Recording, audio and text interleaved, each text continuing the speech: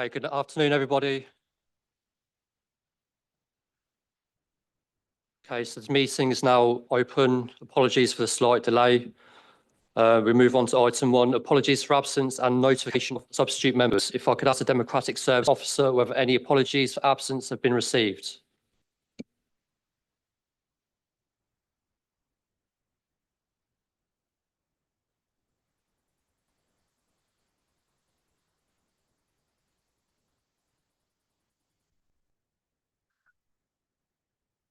Try again. Through your chair, we have apologies from Councillor Nigel Barrell with Councillor Cartwright substituting, and apologies from Councillor Keeble. Thank you. Item 2, declaration of interest. Do any members of the committee have any declaration of interest in any of the items under consideration at this meeting? No. Okay. Item 3, minutes. Do we confirm the minutes of the Strategic Planning Committee held on 19th August 2025 as a correct record? Thank you. Okay, item 4, Chair's announcements. Members are reminded of the additional meeting scheduled for 30th of September 2025, commencing at 2 p.m. No site visits are planned for this meeting. Members of the public are permitted to film, broadcast and report on the meeting, subject to the efficient running of the meeting not being affected. Only those people who have registered in line with the committee's speaking procedure may address the committee. Members of the public are requested not to call out during the committee's discussions on any item. Anybody who repeatedly disrupts the meeting may be asked to leave. All speakers will have 5 minutes in which to make their statement and are asked to remain seated after they have addressed the committee to answer any questions the committee may have. This meeting is being webcast on the Council's corporate YouTube channel. Therefore, when speaking, please speak clearly and concisely into your microphone at all times. There are no planned fire drills, so if the alarm does sound, evacuation instructions will be given by Democratic Services. Please ensure that any devices are switched off or onto silent mode, and for the benefits of the public watching remotely, we will now introduce the committee, starting to my right. Diana Davis, Democratic Services Officer. Councillor Scott Packer, Chair. Sean Webb, Planning and Highways Solicitor. Simon Ellis, Head of Development Management. Nikki Scaife, Major Projects Team Leader. Sonny Baines, Major Projects Officer.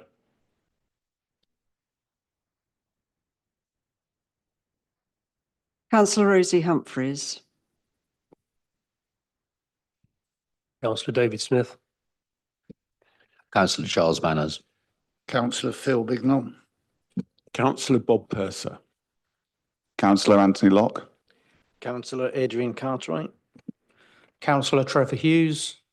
Councillor David Gaskell. Councillor Richard Pipes. Thank you, everyone. Item 5, 2024/5352/MAF.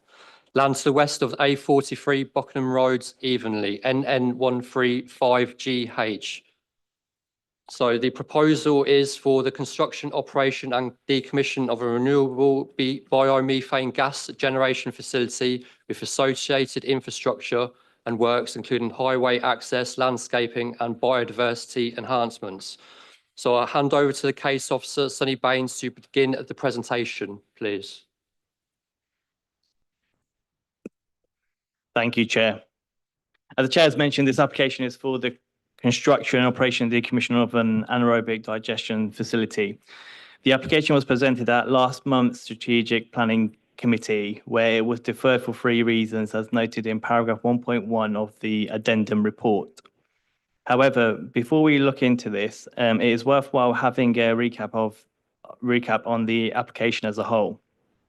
But before we go into this, as a way of an update, since the update sheet that was circulated on Monday, the Council has received 4 further objection comments from Crowton Parish Council and local residents expressing concerns of the proposal being a mineral and waste application, not being in a suitable location or being unjustified, risk of odour impacting potential amenities, impact to local highway network and safety, the Environment Agency having inadequate means of enforcement. These matters have been addressed in the committee report. The letter from Croughton Parish Council notes that weight limits through the village have recently been exceeded by HGVs, and that Condition 25 should seek to prevent HGVs and tractors to and from the site travelling through the village. Whilst officers note these comments, breaches by HGVs are matters for the police to enforce and do not categorically mean that this development would do the same.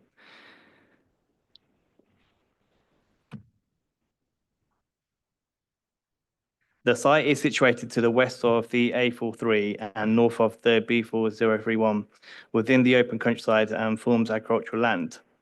The village of Emley, which is east of the site, and the village of Croughton, which is towards the northwest of the site, are approximately 1.2 miles from the site. RAF Croughton lies to the west of the site, and the closest residential dwellings lie to the south of the site, known as Barleymow Farm.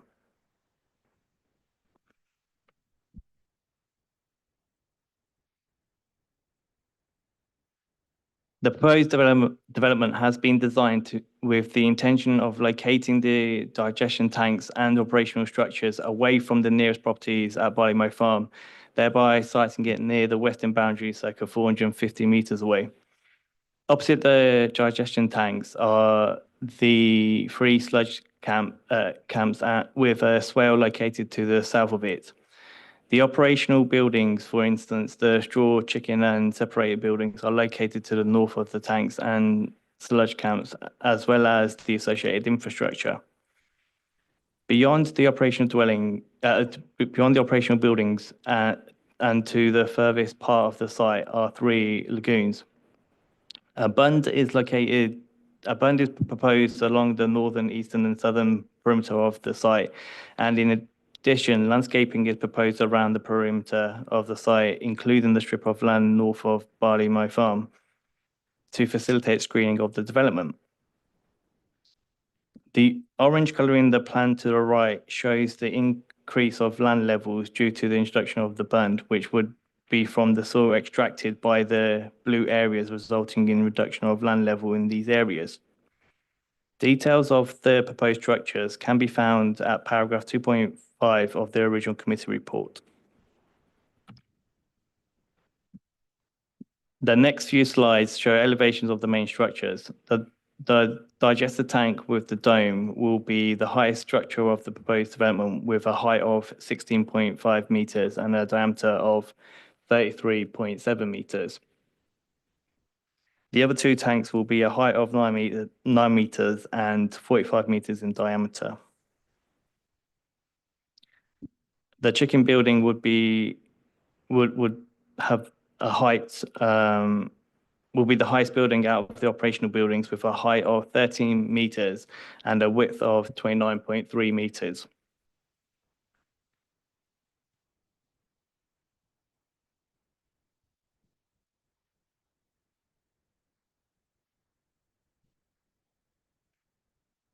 The straw building would be a height of 9.1 metres and a width of 43.7 metres. And the separated building would be a height of 8.9 metres and a width of 20 metres. The office building would be 2 stories with a height of 6.7 metres.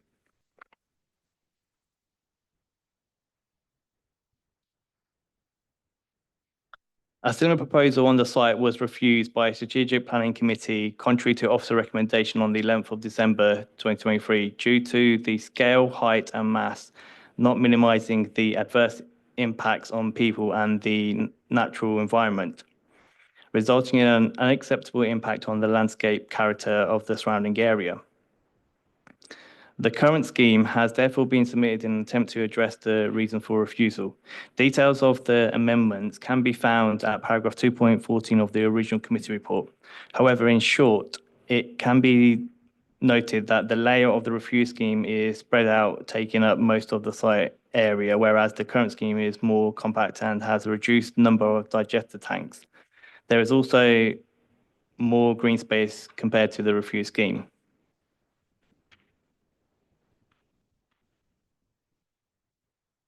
To provide some perspective on the amendments, the section plan illustrates the review scheme depicted by the red dash compared to the current scheme. It can be seen from the plan that the current scheme is less noticeable than the previous scheme by virtue of its layout scale, massing and height, as well as additional planting. Officers are therefore of the view that the current scheme is a visual improvement compared to the previous scheme.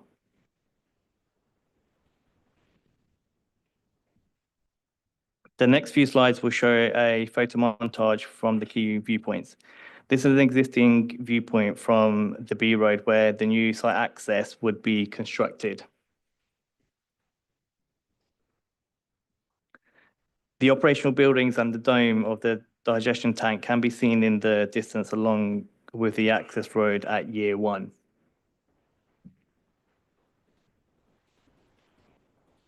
However, at year 15 of the landscaping scheme maturing, it provides a reasonable screening of the development.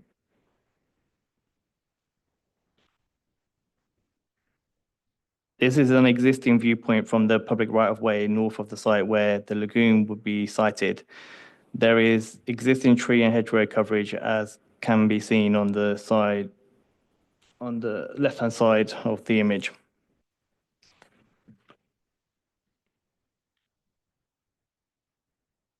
At year 1 of the landscaping planting, you will be able to see the top section of the chicken shed building whilst the rest of the development will be screened. This would also be the case at year 15 of the landscaping planting.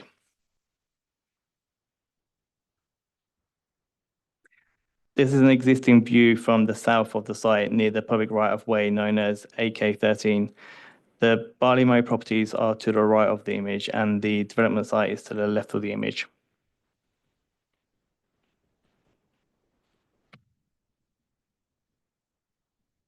At year 1 of the landscaping scheme, the development would be noticeable. However, at year 15, the landscaping scheme would provide reasonable screening covering majority of the development.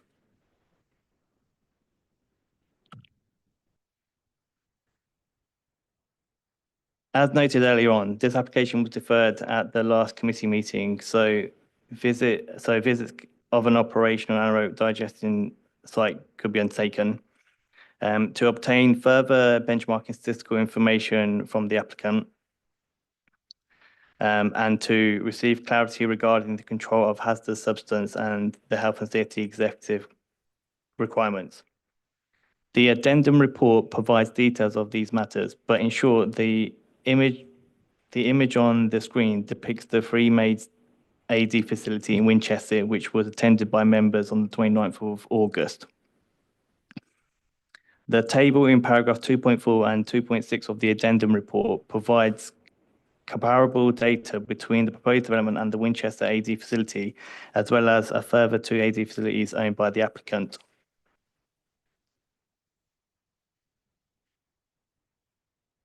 The Winchester facility, although at commission stage, was the only facility built and operational, hence it being chosen for the site visit. Regarding odour, the table in paragraph 2.12 notes the changes made under the current scheme compared to the review scheme, which aids in reducing the release of odour emissions and its impact. In addition, the odour impact assessment found that at the nearest receptors, which is barley mow properties, the odour emission would be considerably below the noticeable threshold. Turning to hazardous substance consent and the environmental permitting scheme, these are two separate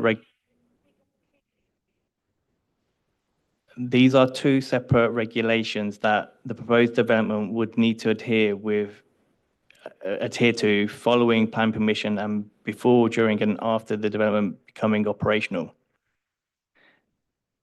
They provide an extra layer of safeguarding measures to ensure that human health, immunity, and local environment is not severely impacted. With this in mind, it is worthwhile noting that paragraph 201 of the National Plan Policy Framework clearly states that planning decisions should not duplicate the controls of other regulations and instead assume that these regimes will operate effectively. Taking all the information into consideration, the recommendation set out in the original committee report still stands, which is noted at paragraph 3.6 of the addendum report. Thank you, Chair. Thank you, Sonny. Any questions from the committee?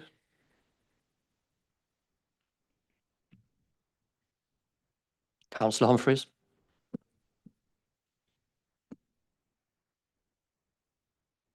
Thank you, Sunny. In the additional comments you said that have been received recently, you didn't mention one from Emily Scarsbrook relating to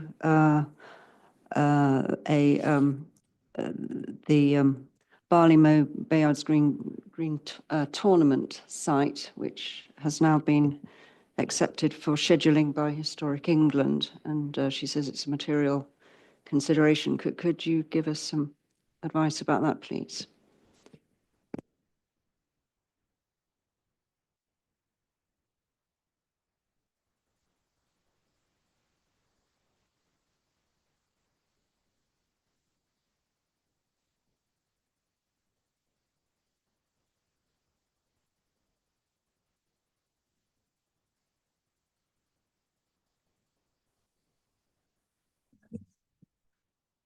So through you, Chair.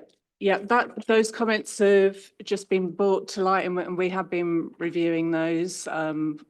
We've literally just received those comments ourselves. We do have the archaeology condition. Opinion is it's the information we've had is it's been accepted. It's not been confirmed as yet. We do have the archaeology condition, condition 16, which talks about written schemes of investigation and additional field work, post-excavation assessments, which we could look to amend to include any subsequently confirmed areas of archaeological interest as well. So just to be clear, if it was scheduled, you think the condition could be adjusted, amended? We'll look to amend the condition to make okay. sure it includes that as well. And obviously we'll consult our archaeological advisor so they can look to the most up-to-date information available as well. Thank you. Any other questions from committee? Okay, thank you. Move on to public speaking, please. John Williams.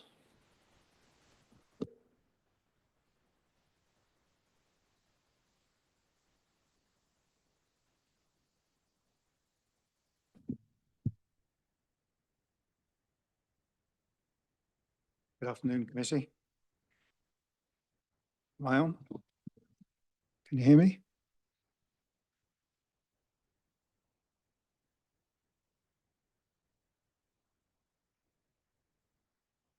Committee, I'm John Williams and live at one of 4 residential properties at Barleymow. 2 other families living at Barleymow are also represented here today, and your decision today can protect multiple families' health and well-being, including the other 6 very near residential properties and families just downwind the other side of the A43, as well as residents in the wider area. I have expertise in sustainability and greenhouse gas audit. To be clear, this application generates new carbon emissions and contributes to global warming, contrary to government and WNC policies, as well as having massive negative impacts to Northamptonshire. The application is from an opportunist farmer and Acorn, a greenwashing arm of Qualitas, a Spanish private equity fund. This application, like their last, again fails on mass and scale and more.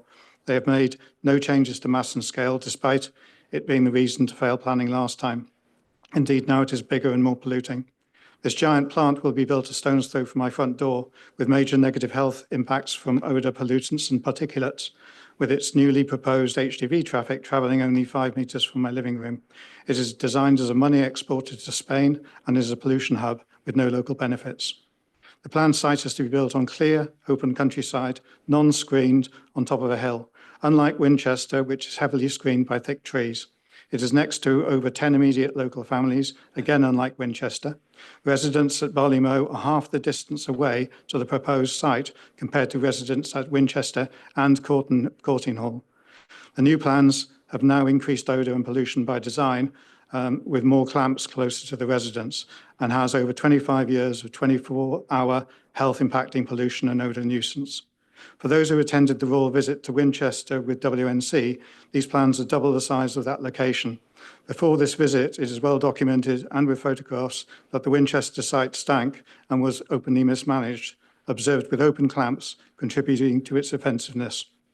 The Winchester site was built with established and dense tree screening, unlike as proposed here, and had only one house nearby. This one house is also a commercial operation, generates its own straw from horses, and when I visited and spoke to the resident last Thursday, it's clear they did not send their manure to the Acorn site, as this is put to good use by a local farmer for growing mushrooms. They complained of increased traffic, dangerous mud on the roundabouts, observed by myself too, and significant light pollution, despite the extensive wood screening. Checking the distance of our residents at Barleymow, the 280-metre figure claimed by Acorn is incorrect and should read 240 metres for Barleymow Farm Barn, nearest property. Paddock House is 270 metres, Drover's Cottage 275 metres, and nearly 280 metres for the main farmhouse. This aligns with other incorrect Acorn figures on Winchester, Courtine Hall, and this planning application that Acorn provided last week to WNC and this committee. I've evidenced some obvious inaccuracies last week direct to the committee. Acorn dares to write off Croughton base as similar to a local MOD site in Winchester.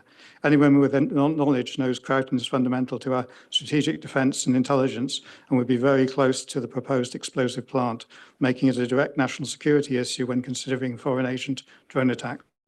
It is clear why the applicant rejected Acorn's recommendation for the location of the site on its first submission. Acorn's preferred site, accessed via an existing concrete road, would have been too close to the applicant farmer's house and put gas directly onto the gas pipeline without requiring multiple daily tanker trips to Banbury for 25 years. The farmer applicant himself declared at the parish council meeting that he didn't want to live next to a smelly factory with loads of traffic it generates. Apparently, he thinks we should. For the proposed site, there is no local community support, evidenced by under 20 letters of support to WNC, combined with Acorn propaganda, website pumped forms and petition forms. The officer chose to mislead the committee at the last meeting and this meeting. This contrasts with over 300 direct WNC objections with professional opinions and over 1,200 objectors via petition.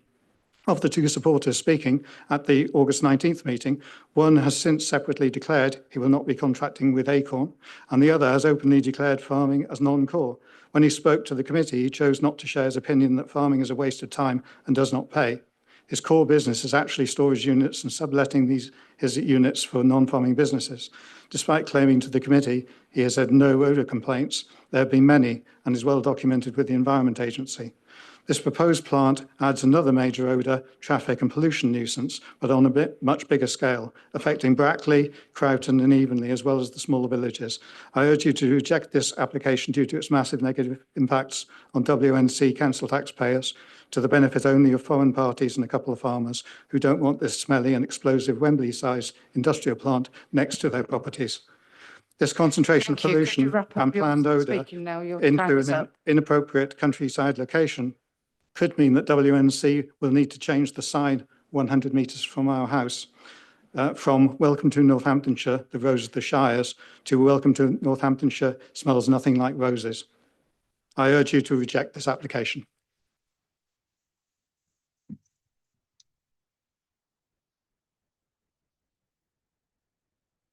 Okay, thank you. Any questions from the committee, please? Questions from the committee? No? Okay, thank you, Mr. Williams. Thank you. Sue Ricketts, please.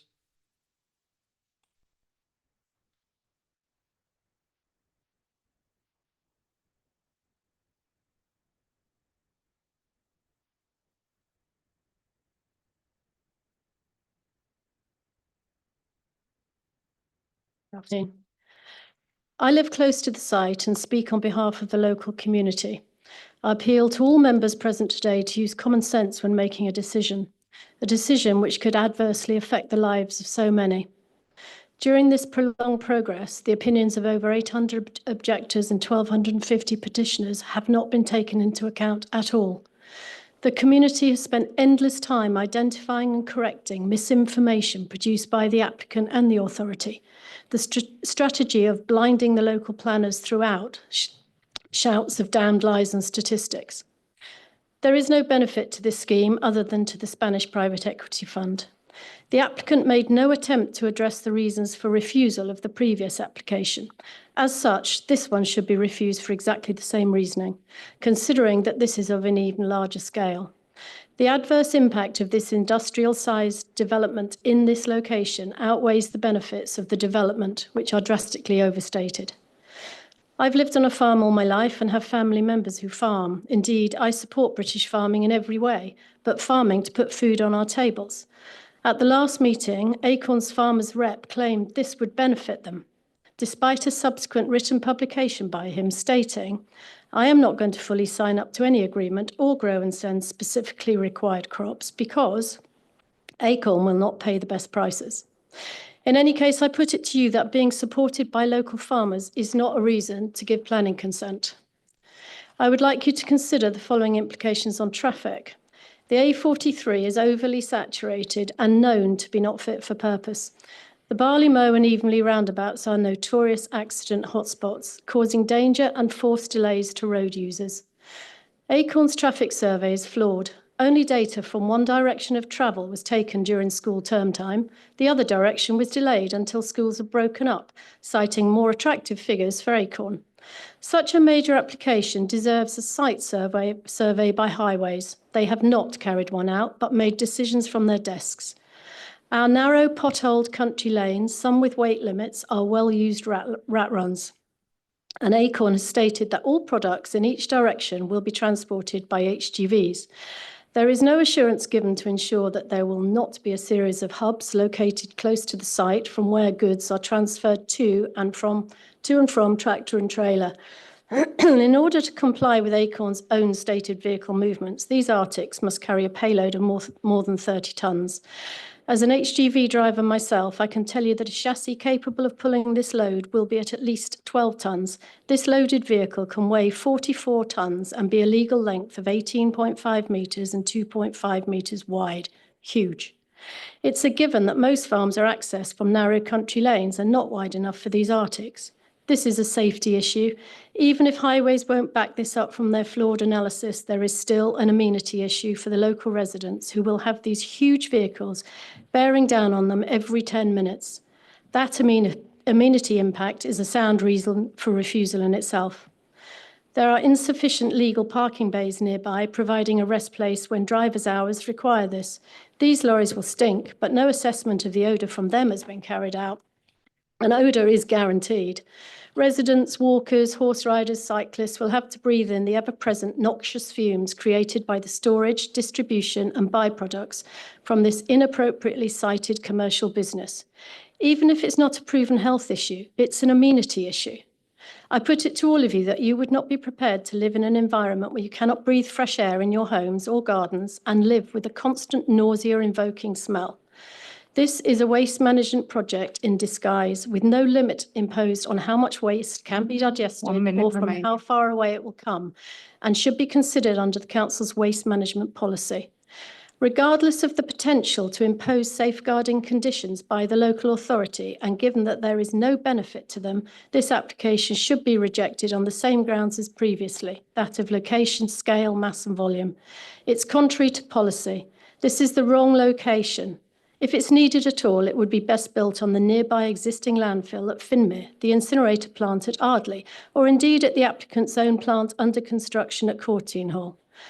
Does Northamptonshire need two identical plants just 17 miles apart? So the proposed reasons for the refusal are, it's considered that the scale, height and massing of the proposed development will not minimise the adverse impacts on people, amenity and the natural environment, and cannot be appropriately mitigated by landscaping. It's considered that the level of traffic associated with this application will not minimise the adverse impacts on the amenity of local residents, specifically in the absence of a defined catchment area. It's premature and prejudicial to the plan-led system, as it's not an allocated site. This site is not right.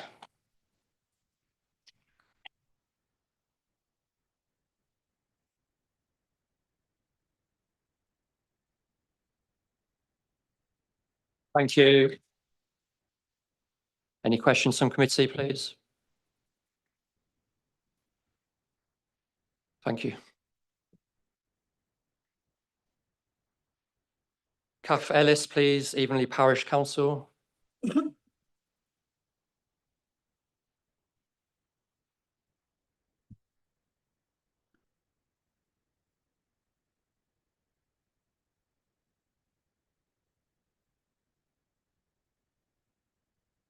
December 23, this very committee turned this application down on scale, massing and height policy S1 and S11. The application claims to include revisions to respond to comments from you on the previous one. Instead, Acorn just argues why this time, with no significant change, you should overturn that decision. Previously, you concluded that the adverse impacts of development did not outweigh the benefits. So what's changed? It's bigger, some sheds have been moved around, and the largest building is just half a metre shorter. There's been a wealth of data thrown at the planning officer, which I'd argue has not been fact-checked to pursue a different outcome.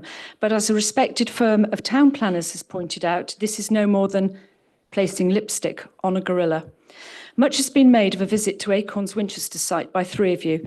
When you visited, you'll have seen a newly built plant located metres from the busy A34, 272 and M3. It's next to a 25 megawatt solar farm, a solid waste crushing and recycling facility, all on a Hampshire County Council minerals and waste safeguarded site.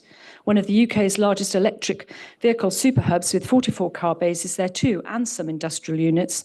It's surrounded by mature woodland, and the nearest residential property, owned by the waste site operators, has forest and a stocking great big A34 between it and the plant. Remember also that when Councillor Butler visited on 19th of August, he found fetid heaps of rotting waste uncovered. Bet that had gone when you went. Photographs of which I sent to the planning officer before the last meeting. He chose not to share them with you. Now, compare with Evenley. This will be built in green open countryside on a hill some 133 metres above sea level, the same height as the top of Brackley. Just 240 metres from 4 homes at Barley Mow, 500 metres from 10 at Astwick and 6 at Slade Farm, and just 1 kilometre from the heart of Evenley village. The stuff that policy S1 says should be protected. Proposals should be sensitively located and designed to minimise potential impacts on people and environment, etc. So why this location? There's a great big landfill site down the road, Ardley, with an energy to waste plant on it, with lots of restored land available opposite the new proposed Oxfordshire Rail Freight interchange, an area well known to Acorn. Or how about the designated waste zone in Corby, or a brownfield site in Banbury? Why? Money. This location was chosen purely because one landowner put his hand up and said, yes, please, to be paid for it to be built on his land. Sorry, Jeff. No more, no less. Please remember that when you weigh up the WNC planning policies, in particular S1, S11, SS2 and R2 against this application. If this was being built in an industrial location, as per Winchester, you would not have received nearly 1,000 objections over the 2 applications and a petition with 1,250 signatures on it. Councillor Keeble, not here, said in August, if this was in Northampton, there'd be loads of complaints, but as it's in South Northants at the edge of the county, there won't be. Well, how would your residents feel, Councillor Keeble, if you allowed it in your ward? Trust me, there will be complaints and issues, and how will WNC manage this when those 44-ton 6-axle trucks are destroying your roads and lanes, pushing through our villages to transport crops from farm to plant in the pouring rain, mud all over the roads, as in Winchester this week? When there are accidents from cars sliding in that mud and meeting trucks in a narrow lane, when some poor soul, God help us, is killed trying to fight through the lorries to get across one of our roundabouts. There will be complaints and significant costs. Who's going to clean the roads and repair the damage? Who will monitor the traffic management plan? Acorn hasn't stuck to it in Winchester, so why will its contractors do so here? And who pays? We, the residents of NN 135, will suffer, and we will pay for this monster so a Spanish hedge fund can find a place for its investors to put their cash. At the last meeting, some of you asked about explosion, as this methane-producing industrial plant is so close to RAF Croughton. Now, Acorn has flooded the planning website with claims there is no risk. 1 minute. Well, a little research reveals that over 20 years, there's been 75 biogas accidents, with explosion accounting for 69.3% of all occurrences. After that, the next greatest risk is toxic gas release, 23.1%. The consequences, 76 injuries and 51 fatalities. These happen during to differences in feedstock, chicken muck, which is volatile, facility structure, design, operations. But I'll give you one guess. What was the top cause? Human error. So whilst along with the rest of the EU and China, we have the highest safety measures in place, we the people still make mistakes. But none of these sites is situated close to US airbase, from which it controls its airspace and houses the country wing of the US Embassy. Are you prepared, committee, to put your names to such a risky location? Committee, I am not a professional at this. I'm just a gardener from a farming family, who cherishes where I live and the environment around me. Having to fight wealthy conglomerates like Acorn was not in the PC job description, and we've been battling this for over 3 years. We're just trying to protect, thank you. We're just trying to protect our beautiful village from a monster factory. These arguments do not address your previous concerns, and the adverse impact still outweighs any benefits. Please refuse it once more and allow us to return to our peaceful lives. Thank you, committee.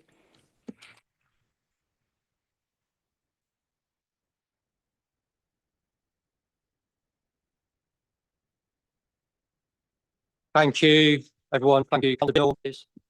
Yes, you quoted 75 incidents. Over what period of time and where were those incidents? They were over 20 years and they were spread all across the EU. There were several in China, but the last one was in the UK, was in 2018. There were 2 fatalities and the company was prosecuted just in December of this year, where it was fined £300,000.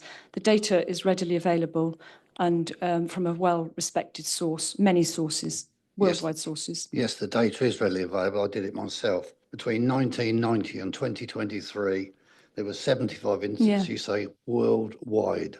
And in this country, only 5 over 33 years. Thank you. We're not the leaders in biogas, Councillor Bignell.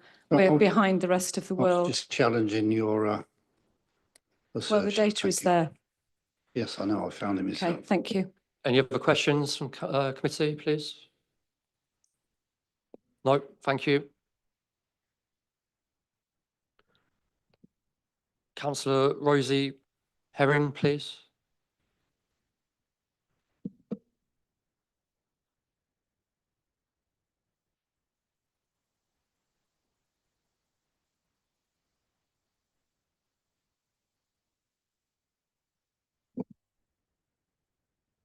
Okay, thank you. Since this application came before this committee, a site visit was arranged for members of the committee to visit a working plant run by the applicants. I have to say I am disappointed that the invitation did not extend to myself or fellow councillor and ward member Rebecca Breeze, even though our constitution states ward members should be invited to all site visits. It also seems that the plant was perhaps not fully operational, since the official opening of the plant was reported in the media some days after the planned visit. I do hope that members found the visit informative and saw for themselves how different the siting is in Winchester. I believe it was a refuse and landfill site and therefore already semi-industrial and not a greenfield site as proposed here. There are sound planning reasons to reject this application, as the site is in open countryside and we would be turning this into a major industrial area. And don't be fooled that once decommissioned in 25 years, there wouldn't be further applications for an established industrial site, some even more unsuitable than this. This site has not been allocated in our local plan, and there are many more suitable sites nearby, such as the Ardley refuse site and contaminated sites available in Northamptonshire. The main areas of concern remain, making this site unsuitable. The Mythbuster sent by the applicant states that residents will not be affected by noise, dust or odour, although they did not actually mention light pollution, which is another issue. Therefore, the applicant should be happy with a condition imposed that will close down the plant if any such issues occur. The condition should this go ahead, should be so strong as to eliminate risk, and we would then see if the applicants believe they can operate with such conditions. They also stated that the site has to be close to local farms it is supporting. We therefore suggest a 12-mile radius condition to be imposed so that this limit is adhered to. I suspect that this would make the plant unviable, and again, the condition should allow enforcement to close down the plant if this is breached. Increased heavy goods traffic on our rural road network is also a major concern. Tankers and waste material cannot be allowed to travel through the narrow village roads of Croughton and Farthinghoe and must use the A43 Junction 10 M40 link to serve the Banbury import station. This needs effective monitoring, and any costs associated with this should go back to the applicant. It begs the question whether the junction can cope with the increased traffic and whether Oxfordshire Highways have been consulted.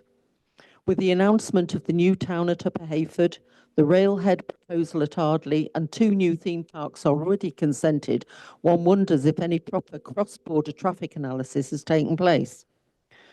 Condition for proper traffic management should be secured in a Section 106 agreement, record keeping of the actual tracking data of the HGVs, where they come from, by what route and at what times. A payment for monitoring fees should be conditioned so that the council doesn't have to incur costs at the public expense, investigating complaints and enforcing the requirements. There has been no objective analysis or proof provided that odour from the site will not reach evenly Croughton or indeed Brackley, relying simply on our overstretched environmental team to police such complaints. However, the proposal in this application will have chicken waste continually arriving and being stored and shifted into the digester on a daily basis. How will monitoring take place and who will pay? There is still the danger of proximity of the NATO Communications Centre at the RAF Croughton, and the lack of security of the site increases the risk of it becoming a target for terrorists, not tourists. Anaerobic digestion is the least efficient green power generation in comparison to solar and wind farms. The previous administration listened carefully to the evidence and objections and refused the application against Office of Recommendation. This revised application is ostensibly the same with a few visual tweaks. However, the principal objections remain. Conservatives listened to its residents and rejected the application for sound planning reasons of inappropriate development in open countryside and increased traffic. The Reform Party has already chosen to ditch the net zero policy as unsustainable. Therefore, it would be disingenuous to be supporting this application against local wishes. Could you draw your Please conclusion? do the right Your thing and apply our West Northants policies to refuse this application. And if it does go ahead, please make sure that any conditions attached are actually have some teeth and come back to this committee if there's any changes to those conditions, and don't just evaporate under delegated powers. Thank you.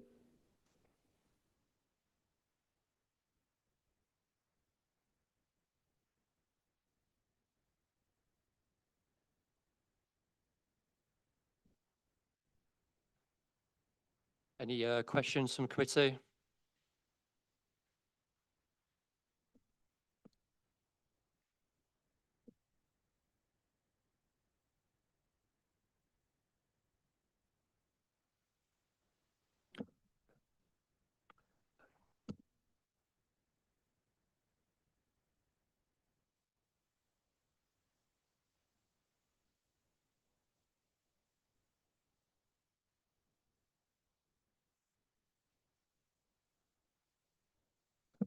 Okay, so we have a written representation from Councillor Rebecca Breese, and that'll be read out by the Democratic Services Officer.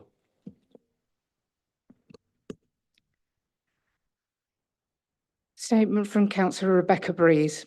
I'm sorry I cannot attend today, but you have heard again of all the serious concerns from the local residents and the parish councils, and you will hear again claims made by investors' agents.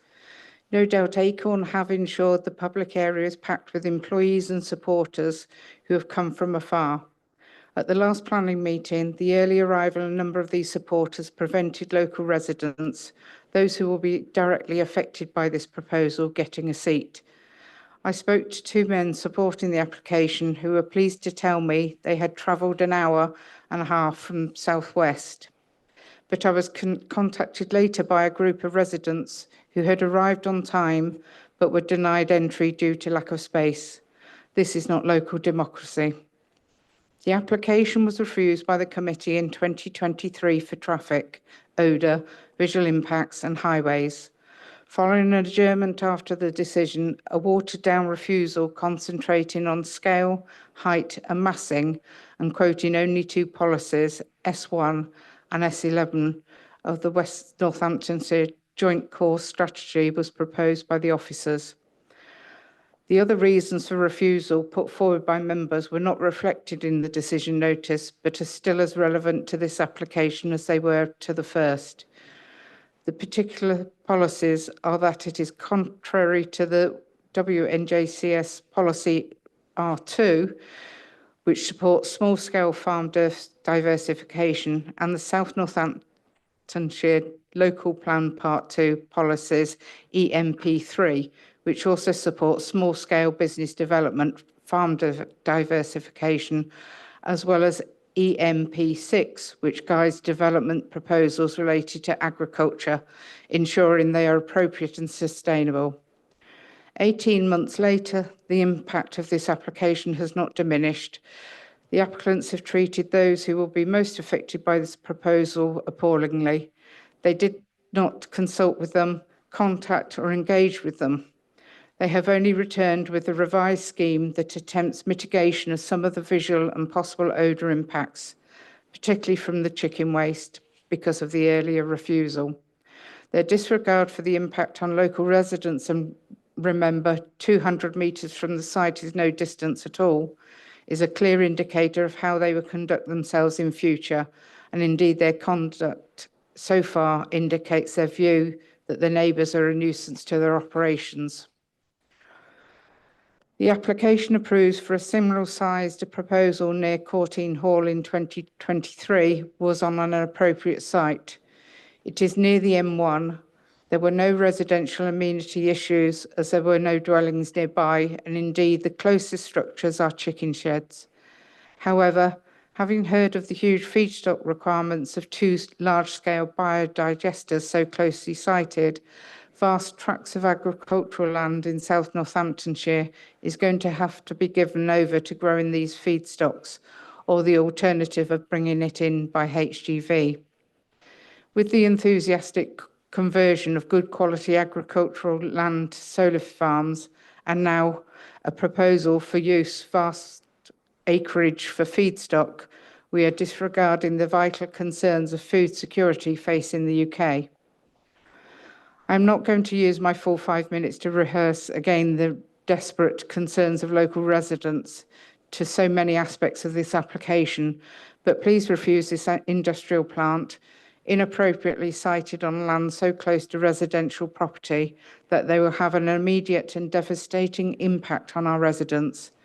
This is not the appropriate use of land, which is what planning is about.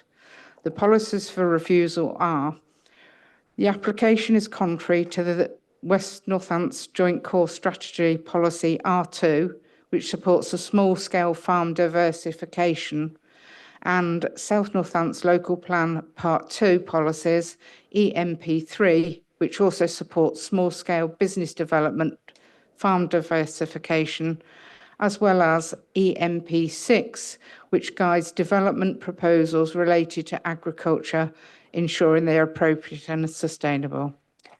That's the end of the statement.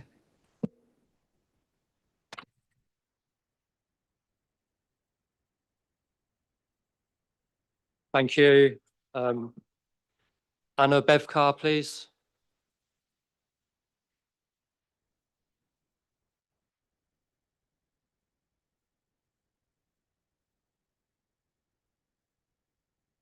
Good afternoon. My name is Anna Bekvar. I have worked within the anaerobic digestion sector for over 20 years. initially within research and development, then working with operational sites. I've helped to develop best practice guidance and technical publications on behalf of government bodies and worked on multiple sites with my team. I'm a chartered scientist, an expert in bio-waste treatment, environmental compliance and land spreading of organic materials. I'm a former chair of the Professional Practice Committee and former board trustee of the British Society of Soil Science, a current member of the Renewable Energy Association Green Gas Steering Group. My colleague, Dr. Christine McHugh, has over 30 years of experience in the field of air quality and odour and is recognised as a UK and international expert in air quality with a record of technical publications. She has trained regulators in the UK, Hong Kong and China. She's a former chair of the air quality professional body, the Institute of Air Quality Management, or IAQM, and was a council member of the Institute of Environmental Sciences, IES. She is also a chartered scientist. My colleague and I have been working with Acorn to ensure that Astwick Green will not unacceptably impact the environment, including neighbours and local communities. The site incorporates the very latest advances in industry technologies within its design. Compared with the previous 2022 application, this proposal includes more measures to contain and reduce odours before air is released to atmosphere. Chicken manure will be delivered in covered trailers, reducing odour associated with delivery. The trailers will enter the reception building and then unload inside the building with the doors closed. After this, the chicken manure will not be exposed to atmosphere again. It will be stored and then loaded into feed hoppers inside the building to feed the fully enclosed AD process. The reception building will be kept at negative pressure with 3 air changes per hour. This means even during the short period, the building doors are open to let delivery vehicles in and out, odorous air should stay within the building. The air will pass through an odour abatement system. This is engineered to reduce odour before being discharged from a stack above the ridge of the building. Furthermore, air from the liquid feedstock tank, digestate lagoons, and digestate tankers will be passed through odour control filters before release to remove odour. Silage clamps will be covered. So potential odorous activities have been covered, contained, and emissions treated to reduce and minimise odour. We can quantify just how much odour impact the plant will generate. Odour can be assessed using an odour concentration scale provided by the Environment Agency within their H4 guidance. Our assessment quantified the predicted impact at Barley Mow Farm to be 0.58 odour units per metre cubed, which is lower than the threshold a human nose can detect of 1 odour unit, and much less than the benchmark of 3 odour units when odour may become a nuisance. So the potential odour levels, even at the nearest neighbour, will be below what humans can smell. Receptors in Evenley at Lawyers Close and Broad Lane, over 1 kilometre away from the site boundary, were modelled. Predicted impacts are even lower at 0.1 odour unit. It is on the basis that we concluded the impact of odour from the site would not be significant in effect.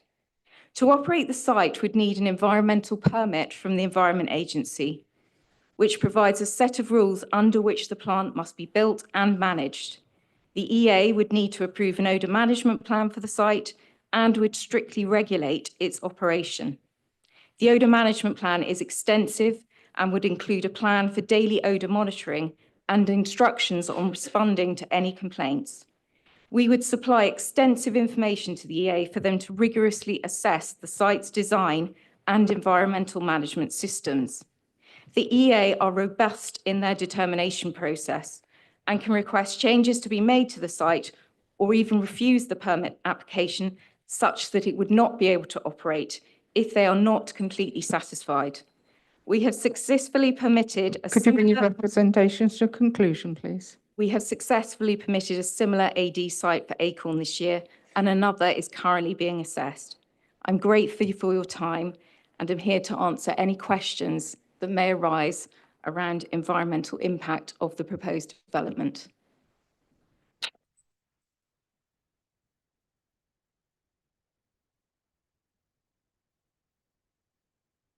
Thank you. Councillor Bignell, please. Yes, thank you, through you, Chair. What I was interested in is the approximate percentage split of input materials, and with particular reference to what I'd call virgin material as opposed to reusable material. Have you got any ideas of this site, what the splits would be? So in terms of energy crops, any anaerobic digestion system works best if you have a balance of feedstock materials. And that balance, if we're processing manures, means that if we have energy crops as well, the digestion, the actual biological process, works better, more efficiently, and just runs more smoothly. So what percentage would that be? So I think we are at around 50, I'm sorry, I can't give you the exact percentage, but my colleague Daniel Lambert will. I'll save my question for later then, shall I? Thank you. Thank you. Can I just remind everyone to keep their phones on silent, please? Councillor Cartwright, please. Thank you, Chair, through you. You seem to be saying that when the plant's operational, no one outside the plant will be able to detect that there's any smell from it? That is correct. Beyond the site boundary, and we've modelled all of the nearby receptors, and the odour levels are below that detectable limit of 1 at the nearest receptors. Thank you. You also mentioned that there'd be a management plan in place. At what level would that entail? A shutdown of the plant, if you can smell it? So the process would be that we would, the operator will conduct daily odour surveys. We design the odour management plan so that they must assess at the most critical points around the site, external to the site. And if odour was found at those points, we would have to take remedial action on site. In terms of how would the site odour become such a problem that it might be shut down, the Environment Agency would ensure that emissions have to be below nuisance levels, and they are the statutory body who would regulate the site. So if there were repeated odour complaints, the Environment Agency would step in. But it's on the site to do those daily checks and make sure that all of the engineering and technologies that have been put in place are maintained and working correctly. Thank you for that. Do you happen to know what those odour unit levels would be that would be a nuisance? At 3, as I said. 3 is the Yeah. nuisance. Yeah, and we're at 0.58 at the Barley Mow and 0.1 at the village of Evenley. All right, thank you. Councillor Humphreys. Through you, Chair. Thank you. Thank you. Just following on from that, please. The 0.58 odour calculation, does that include the covered HGVs that will bring the chicken manure? We heard a resident saying that the lorries will stink, and obviously that would be. So the lorries are completely covered, and odour arises when you have an airflow over an odorous material that can dissipate to atmosphere. So in the same way that you might drive past a lorry containing manure, if it's fully enclosed, you shouldn't be able to smell it.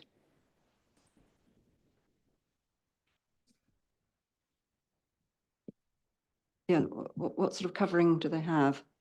They would have a sheeted cover. Sheeted cover, okay.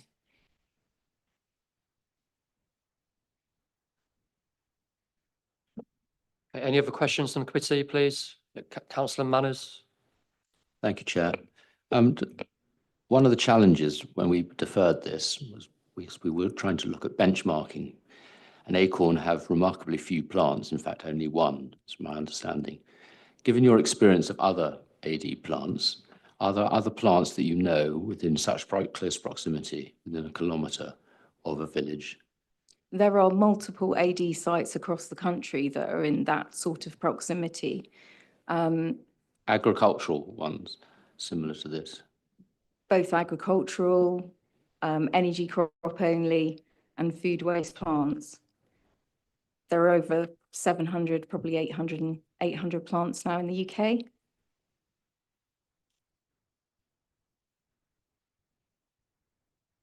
And are there any instances where they get closed down or they hit those mitigated numbers? I'm not aware of any incidences where a site's been closed down due to odour.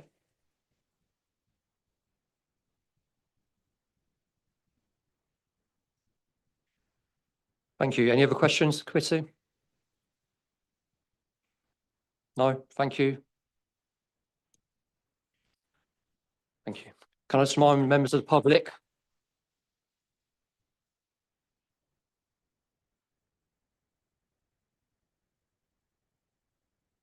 Can I just remind members of the public, please, not to call out during any discussions? Thank you. Laura Weston, please.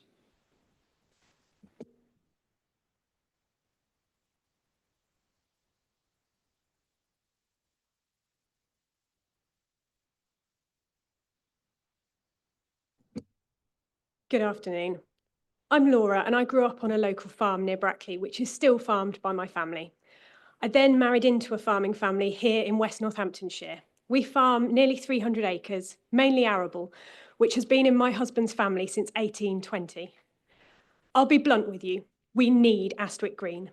The pressures we are facing are huge and farmers, especially small British family farms, are having to completely change what we do to survive. Times are tough at the moment. Most are struggling with low yields, blackgrass pressure, drought, and I'm sure I don't need to explain the wider pressures on British farming families. But Astwick Green will give us income, certainty, and enable us to make sensible agronomic decisions. With wheat at £165 a tonne and input costs rising, having a source of natural fertiliser on our doorsteps will give us the opportunity to maintain soil health and structure whilst keeping costs down. Small farms just aren't profitable in this area anymore, not without significant diversification. After 35 years keeping cattle, my dad, in July, sold his cows as they don't make financial sense. And he's not the only one. I've had catalogues through for 4 local farm sales in the last couple of weeks. This creates a problem. Keeping cows, for us, means permanent grassland, which is good for the soil, air quality, and the biodiversity. Without them, we're putting long-term sustainability at risk, but on Cotswold Brash, we're limited on options. And this is why this proposal is so important. A local biodigester situated in the heart of our farming community means that we won't need to pick between short-term viability and long-term sustainability. We can do both. With Astwick Green, we can rotate our fields with break crops, which restore our soil, fight weeds like blackgrass, reducing that reliance on chemical controls, and we can generate income from those break crops and receive natural fertiliser at the end of the process. Good rotations and maintaining soil health allow for more productive and, importantly, more profitable food crops too. After all, farming is about growing food for local people, and we mustn't forget that. Currently, farms are reliant on imported nitrogen fertiliser, so the provision of digestate from Astwick Green will be critical. Over the years, I've used all sorts of alternative fertilisers, and digestate comes out on top. It's a consistent, effective fertiliser product. It's easy to apply accurately, and it doesn't smell. It's usually the transport costs that prevent farms using digestate, so a local source will be welcomed by local farmers. I know many local farmers who are keen to supply Astwick Green and receive digestate. That's why it needs to be located here in the heart of our rural community. By being in the midst of local farms, the break crops we supply and the fertiliser we receive won't be travelling far on our roads. Our green and pleasant land, the patchwork of England, was created by family farms like ours. And in a day and age where too many people feel no connection to where food has come from, I feel we should all be doing everything we can to preserve our family farms. And I hope you do too. This proposal will help every generation. Without Aswick Green in the local area, certainly farming will change. Dad will have to look for alternatives. It's that critical. And my niece and nephew, who've learned so much and been inspired by my father on the farm, will have a very different looking future. I have 2 young boys. Alfred is 8, Thomas is 4. They may disagree over which brand of tractor is superior, but already they can spot a lame goat at 100 yards, and Alf knows his wheat from his barley. 1 minute remaining. I've promised them I will do everything in my power for them to have the opportunity to farm if they wish. And Aswick Green will help us secure local farming, not just for my boys, but for all future generations. Please vote to support today's application for the future of our soil and for the future of farming families. Thank you.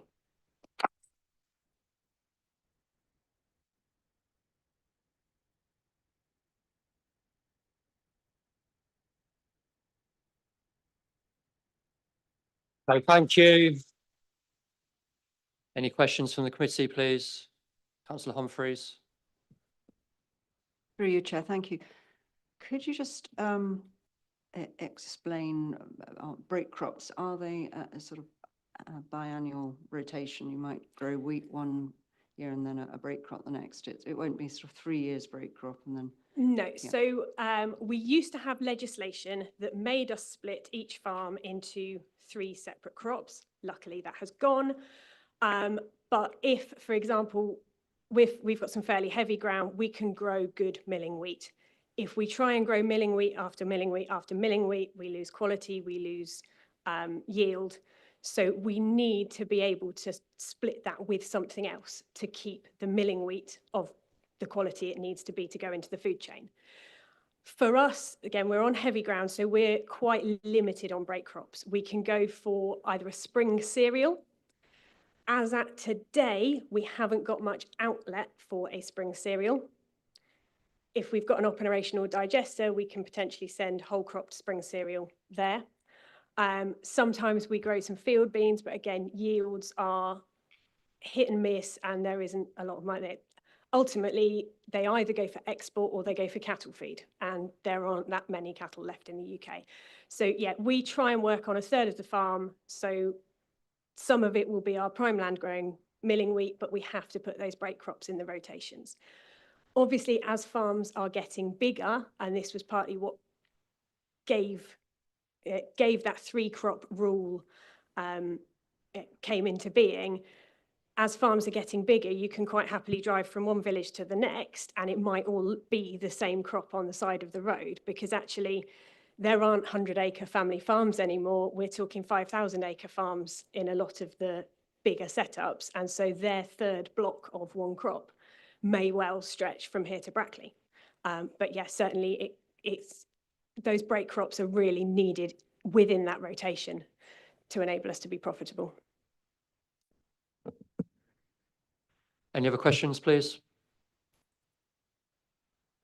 Thank you. Thank you.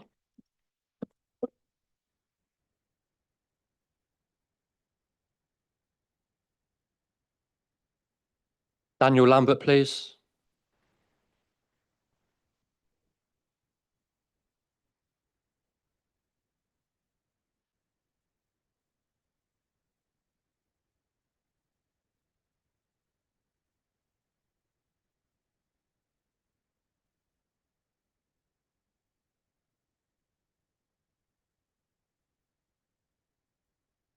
Thank you, members, for the opportunity to address you again. At the last committee, you asked us to show the benefits of Astwick Green can be realised while preserving the well-being of our neighbours. Specifically, that it's in the right place, that there will be no unacceptable odour or transport impacts, and that safety is paramount. You asked, and we have answered. We've submitted additional technical notes to prove all these points and welcomed members to our operational site at Three Maids. We've also provided a comprehensive FAQ document setting out clear answers to every query you raised in August, together with a myth-busting fact sheet. Let me begin with why we selected this site. Astwick Green is designed to serve the existing local farming community. We simply must be close to those suppliers. There aren't comparable facilities in the local area, so by using this site, we ensure it's farmers in West Northamptonshire who benefit from receiving guaranteed income and locally available natural fertiliser. We're also right next to main roads, ensuring we keep traffic away from villages and only increase vehicle movements by an imperceptible 0.14%. I reiterate our guarantee: no HGVs or tractors will go through Crowton or Evenley. You can have confidence in the independent advice of National Highways and the Highway Authority, both of whom have confirmed our plans are acceptable. Astwick Green is in the right place, near farmers because it's for farmers and correctly sized to take feedstock from their crop rotation. We won't interfere with food production, we enhance it because these crops improve soil health. Your officers agree this project is in a suitable location and accords with your own local planning policies. You also asked us about environmental impact. I want to give you complete reassurance. Our neighbours will not be able to smell Astwick Green at all. We've achieved this by including state-of-the-art ventilation and control systems and redesigning the chicken manure shed to enable internal delivery. Sorry, I'm going to have to interject here. Can people please not speak out when people are talking, please? Nothing from members of the public, please. Thank you. Thank you, Chair. Our closest neighbour is 280 metres away, and Evenley is more than 4 times further. At both distances, we guarantee residents will not experience odour, dust or noise nuisance. All these matters are monitored and strongly regulated by the Environment Agency and your environmental health officers, neither of which object to Astwick Green. We've already brought in 2 harvests to our plant in Winchester and have never had a complaint there about odour, noise or transport. We've also been thanked by residents for responding to other queries quickly and openly. This is the sort of good neighbour we will be. You also asked us about safety. Anaerobic digestion is a very safe technology.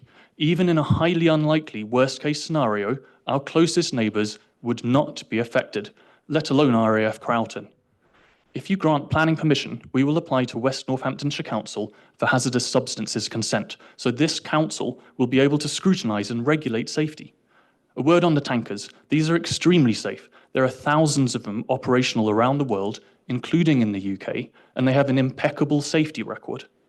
There will be 4 separate layers of control: planning, environmental permitting, hazardous substances consent, and health and safety laws.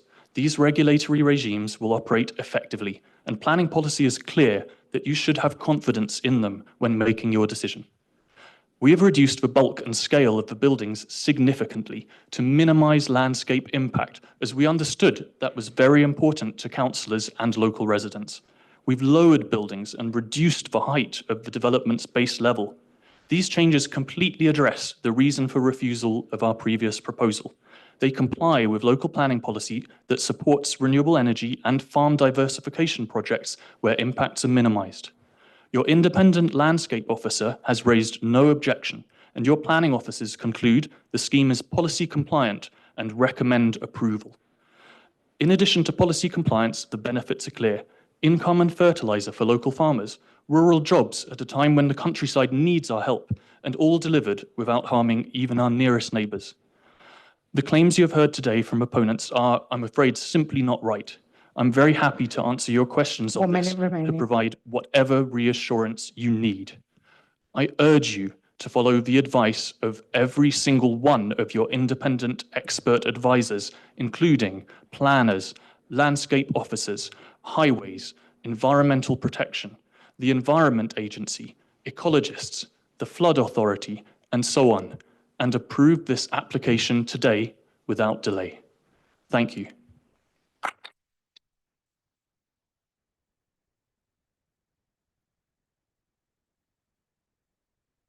Thank you. Please. Councillor Bignell. Yes, through you, Chair. Daniel, I'll repeat the question I asked earlier and didn't get an answer to, which is, what's the approximate percentage split of input materials to your plant? It's about 50-50. So about 50% break crops and about 50% manures and straw, so wastes and residues. So that's not in conflict with government's strategy in terms of not encouraging solely purpose grown crop-based AD systems, though? No. So the crop is under the Renewable Heat Incentive Scheme, which we operate under. the crop level is capped at 50%. So we will always be below 50% for the crops and above 50% for the wastes and residues. But as you heard earlier, then it's the mix which is important. So I think in reality that when you look at the actual gas that's coming out of the back of the plant, it'll be more towards kind of 55 to 60% wastes and residues. That's where the gas will be coming from. That's the sort of recipe that we have at our other plants as well, including the operational plant at Three Maids and Winchester. Okay, thank you, sir. Councillor Gaskell, please. Thank you, Chair. You mentioned that you've been in contact with local residents. What is the process for local residents to get in touch with you with either a complaint or to raise any concerns? So two ways. The first is that we have an email address, which we monitor constantly, where local residents can contact us. We also have an operational telephone number, which local residents can contact us on. All of this information is given to local parish councils. So for instance, at the Winchester plant, you saw that the nearest village, 700 metres away, the parish councils, we've been very closely engaged with them. There's a very good cooperation there, and they have all of those contact details. We did, in fact, receive an email a couple of weeks ago, just to give you an example, from a local resident in Winchester who, through those contact details that are transparently available, contacted us, said, I think that Acorn might have brought some feedstock down a road which isn't in your operational transport management plan. Within hours, we had responded to this resident and to the councillor, the local councillor for that area, and given them the data which showed where the vehicles were moving on that day and shown that it wasn't possible for us to have gone down that road. And we actually received an email back from them saying, thank you very much for being open and transparent, and sorry for falsely accusing. Councillor Pipes. Going on to the odour tests, you've modelled around the barley mow what the smell impact would be there. Will you actually do that in real life when it's set up? Yes, absolutely. And would you actually show the residents the test result? Would you be prepared to, if they wanted to witness it? Exactly as I've just explained with the transport, we operate completely openly. We want to be good neighbours. We will transparently show information to local residents to show that we are being a good neighbour and address any concerns that they would have. Right, okay. And the other thing is, accidents do happen. The last bio explosion was when someone angle grinded through a pipe at a plant. In the unlikely event that your plant exploded, you guessed roughly about 100 metres would be the radius of the explosion. You were going to get back to me with an actual, what is the actual? That's correct. So I've refer you to the case officers, what the map that they put on the screen, which showed the Three Maids plant. The Three Maids plant is actually slightly bigger than the Astwick plant, and the risk assessment would be therefore slightly smaller, that consultation zone around the plant. Okay. So what rate was that? I can't remember what the what's the explosion radius of that plant there? Well, the HSE consultation zone, which is the absolute limit of risk, is about 130 metres from the centre of that to the outside. So most of that is contained within the red line boundary, as you can see. At Three Maids, the nearest commercial receptor is 120 metres away and not within the consultation zone. So the nearest residential receptor at Three Maids, 250 metres away, which is actually closer than Barley Mow Farm is well outside that consultation zone, which is the absolute limit of extent of risk. Okay. Okay. Councillor Cartwright. Thank you, Chair. How are all the vehicles tracked? Is it not all your vehicles, or I assume they're coming from different companies? We will only take in feedstock when it can be tracked in the telematics system, which feeds into a central system which we monitor. That's one of our conditions. And all of the drivers have a 3 strikes and you're out. So we're not going to be using anyone that violates any of the operational transport management plan. I mean, which we're going beyond with the monitoring system. Yeah, thank you very much, Mr. Thank you. Councillor Manners. Thank you, Chair. Can you just confirm whether 3 Maids is bigger or smaller than the Astwick site? It's bigger. 3 Maids is bigger. 3 Maids is bigger than Astwick.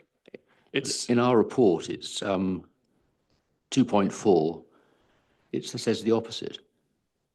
It's no 3 Maids. So is either our site. report is wrong or your information that you're providing is wrong. Are you talking about the size and the output of the plant, the capacity? I'm looking at the development area. The development area is bigger at Astwick Green because we've included 6 hectares of landscape planting. No, even there it says 5.2 development area plus 5.2 landscaping. So there seems to be some conflict, which makes me suspicious of some of the other data that's been provided. Could I clarify the question, please? Are you talking about the installed capacity of the plant, the tonnage of feedstock I'm going just into looking the at plant? the report on page 7, which is the total site area. The area of Astwick Green, the floor area of the overall site, is slightly bigger than for 3 Maids because of the additional planting that's been included, and because we've lowered the height of the tanks. So those tanks are somewhat wider than the tanks were before, and that's why the surface area is slightly bigger than for 3 Maids. But in all other respects, the tonnage of feedstocks which are coming into Astwick, the capacity of the plant, the number of digesters, the height of digesters, Astwick is smaller than 3 Maids is. Okay, I'm not going to. There's conflicting information in our report. Would you like me to clarify that further? I mean, we're in a debate, and so I mean, either our report's wrong or your information you provided is wrong, and it really doesn't matter. Thank you. We're going to have some information from the officers here, please.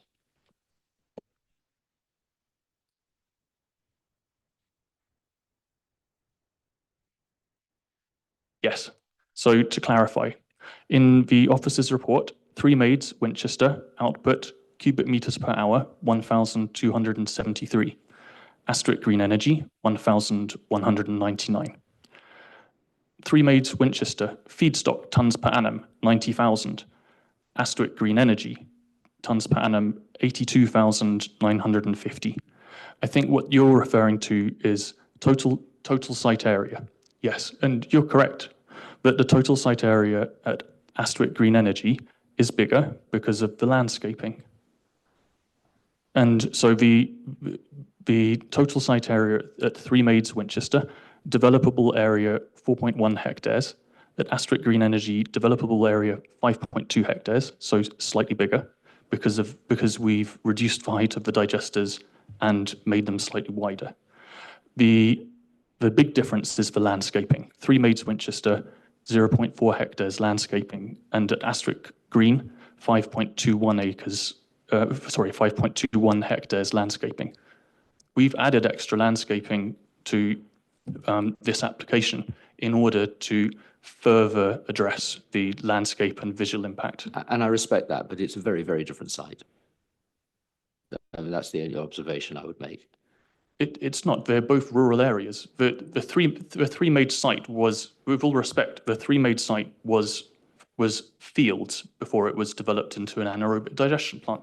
It's very similar. It's next to a main road. It's on fields. Sorry, Mr. Lambert, I'm going to have to interject. Can members of the public please not call out, please not make whatsoever, please, when the committee is talking? I defer to disagree with you because it's the 8th existing site, and the disagree. I think it's probably easier. Thank you. Any other questions from the committee, please? Thank you. Councillor Locke. Thank you, Chairman. If a resident was to complain about a smell, what is the process for investigating that? We would have staff on site who would immediately go and check on the basis behind that, and would immediately take action on that. I would expect, given the vigilance of the local residents, that this would be reported to the Environment Agency, and we would have to answer to the Environment Agency forthwith. We've taken all sorts of measures to make sure that we would be aware of any issue before residents would. And as you heard from the independent expert on odour control, we'll be walking the site regularly every day to check whether there's anything that is out of the ordinary. Councillor Cartwright. Thank you, Chair, through you. Mr. Lambert, I take it there are going to be continuous monitors out and about? You're not waiting till somebody does anything and race out to check? No. Absolutely. We have all sorts of measures in place on site, not just for odour, for everything. Yeah. So, for instance, methane detection for hydrogen sulfide, which is generally the cause of odour complaints. If that were to happen, we'll be keeping an eye on all the deliveries of feedstocks coming into the plant, as you've heard. So we take this extremely seriously, and this is why we haven't had a single complaint about odour at our operational plant in Winchester. We want to keep it that way. We want to be a good neighbour, and we will go above and beyond to do that. Thank you. Councillor Locke. Thank you. Going back to the lorries, you say you monitor them, but do you actively monitor them, or do you wait for someone to complain, then you go look at the data? We actively monitor. We actively monitor everything. Okay, thank you. Councillor Humphreys, please. Thank you, Chair. Going back to the similarities, differences with your other sites, it's right to say that for this site, the traffic will pass directly by two of Barleymow residences, which is not the case in Corton Hall or Winchester. Can you just remind us hourly what the vehicle HGV movements would be? Well, there are on average 34 trips a day, maybe slightly less than that. That's the number in the operational transport, in the transport statement. We'll be trying to use more HGVs and tractors, as was mentioned. So in fact, the number should be less than that. So if you average that out over the operational day, that would be roughly 2 trips per hour. There and back, 68. Oh, in terms of movements, yes. Yeah, so a trip is one movement in, one movement out. Yeah, so that two per hour, I think. Okay. Any other questions from the committee? Councillor Locke. Thank you. We've heard a lot about it being supporting farmers. Do you know roughly how many farms it would support in the local area? In terms of the numbers of actual people working on the farms, or the number of farms, so we've already talked to about 20 local farms, and that's kind of our baseline. But we know that we can work with more farms than that locally. But you can see that there are a lot of farmers here supporting us today, who are interested in this project. I think that we can certainly work with significantly more than 20 local farms, but the important thing here is for the farms to be local. What we want to be doing is bringing in feedstocks over the fields from farms, if possible, to take them off the main highways. A lot of those materials might already be moving around on highways, so in fact, by bringing them over tracks, then we can minimize disruption. And the same thing as you heard from one of the farmers, she's really keen to have digestate on her farm. I think that's going to be really useful for the local area, and we're keen to have as much of that going onto local fields around Astwick Green as possible. So even if a farmer weren't supplying feedstock into the farm, the farmer might want digestate to go onto their soil as a biofertilizer. Councillor Purser. Yes, Chair. Can I, through you, just check that the information that you've just given there, in terms of transporting stuff coming into the site, will have to come through the A43 roundabout past the houses and up the driveway, won't it? It can't go across land to access the site, surely. We can take material across land and into the site, yes, across farm tracks. Sorry, can I remind the members of the public not to call out, please? Thank you. Yes, I can't, just having visited the site and seeing where the track will go up from the main road, I would have thought the opportunities for materials to come across land are very limited, surely. We want to bring in material over land as much as possible from local farms. Okay. Any other questions from the committee? Thank you. Can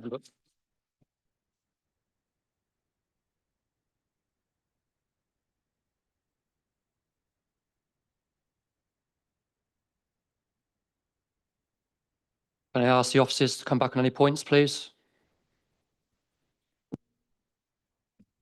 Thank you, Chair.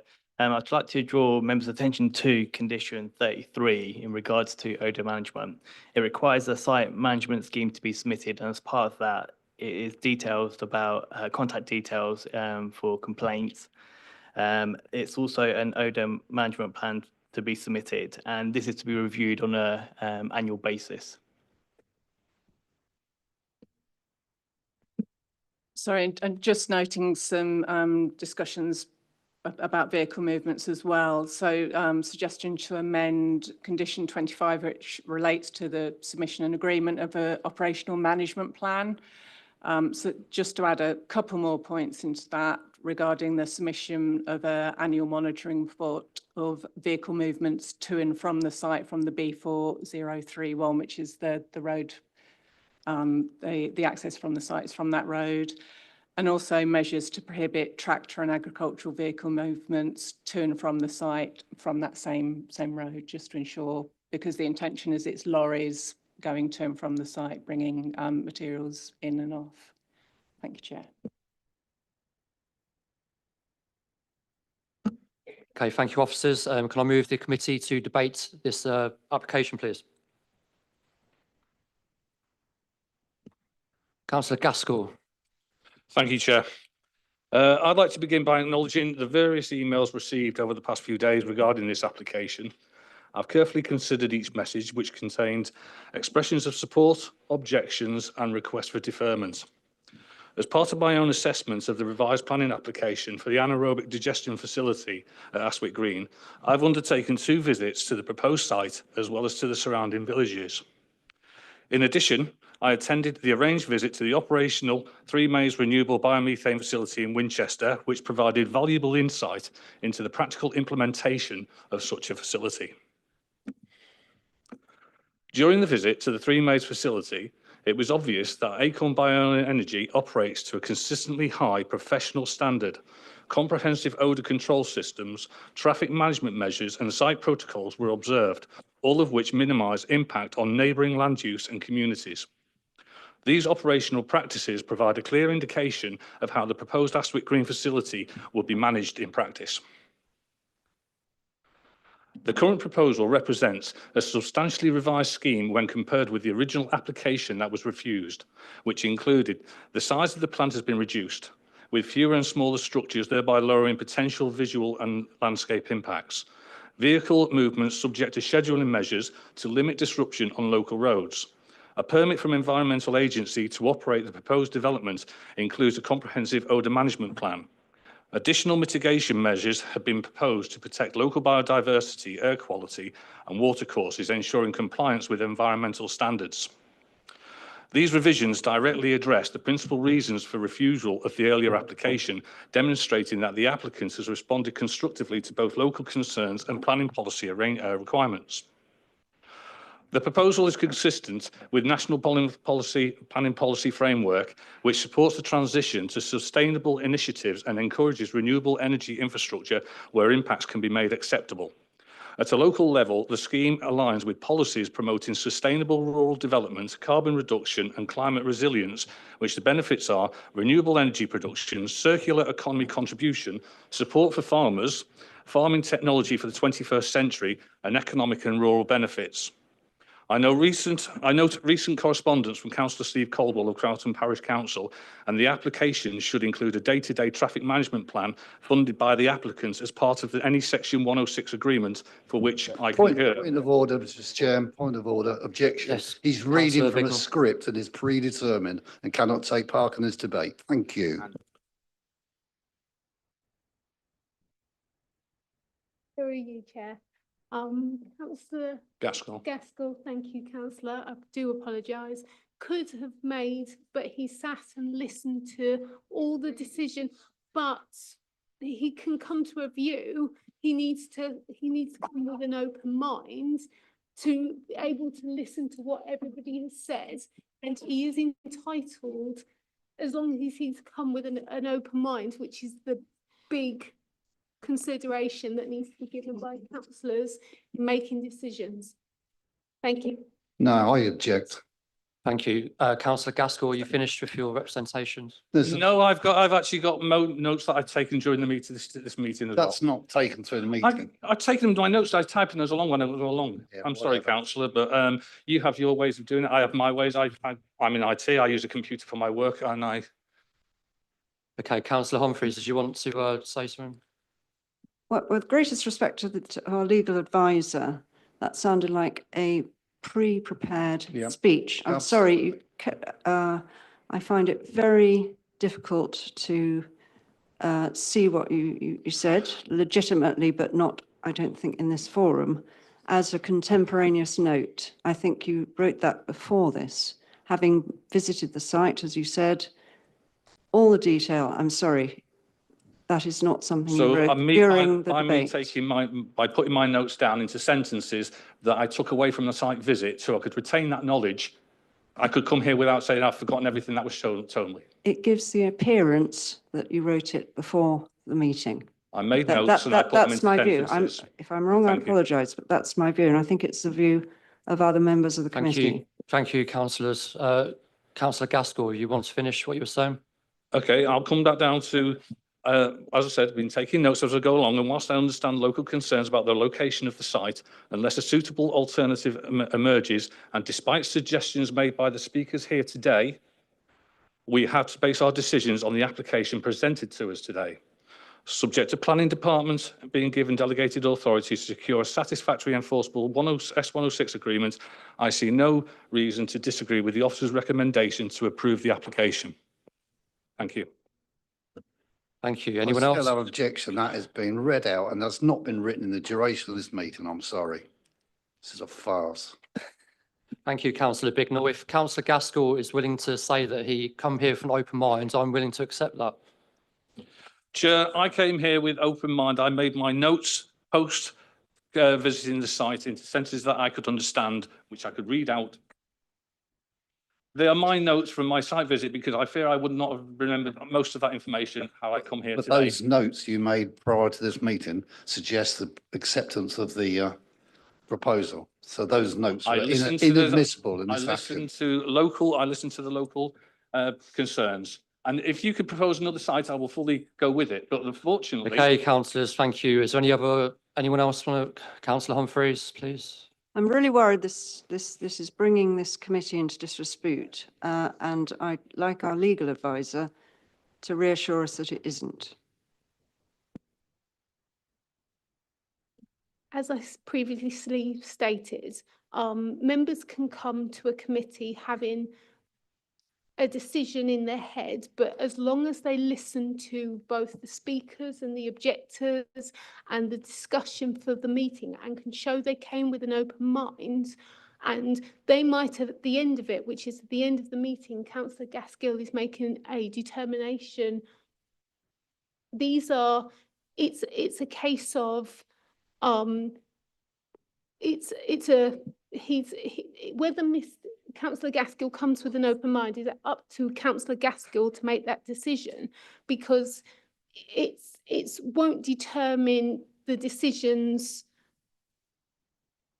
that we're here today. It's a case of Councillor Gaskell might have written down his notes and it might have been but that's But Councillor Gaskell has sat in this meeting, has listened to both the objectors and the applicants. Don't dispute that. Sorry, but I don't think making notes beforehand. He's made notes predetermining, is beforehand it? and brought them along. And she says you can have notes in your head you bring along. Then if he typed it during the meeting, absolutely fine. But he has not written that during the meeting. Well, I've got notes here that I wrote down. Yeah, I'm sure you have. But it's Sorry. not a 4-page speech we just had from over there, is it? Councillor Cartwright, please. Thank you, Chair, through you. I think the councillor's a little confused between predisposed and predetermined. You can absolutely have an idea in mind, but if you're willing to listen to the speakers, have the debate and be open to making your mind up on a debate, that's totally different to coming here with a predetermination of, I'm going to vote in a certain way. You can certainly have an idea, some thoughts on the subject before you come in. Not disputing that. Thank you, Councillor Cartwright. Is there anyone else who wants to make any points on this application? Thank you, Councillor Purcell. Thank you, Chair. I've been on the site visits and I've listened very carefully to all the information. This, to me, this is not an allocated site. That's my starting point for this. So, and it's in a rural area. And I then start to look to the reasons that we can go against the allocation of sites. And those are relating to policies EMP3 and EMP6 relating to context of farm and farm estates. And it seems to me that the reasons we can go against the allocations are where it's in the context of a farm business plan. It seems to me that this proposal is bigger than diversification of a farm as we would expect in planning regulations. And I just think the impact of this development in terms of its rural location is out of scale with that idea of farm diversification.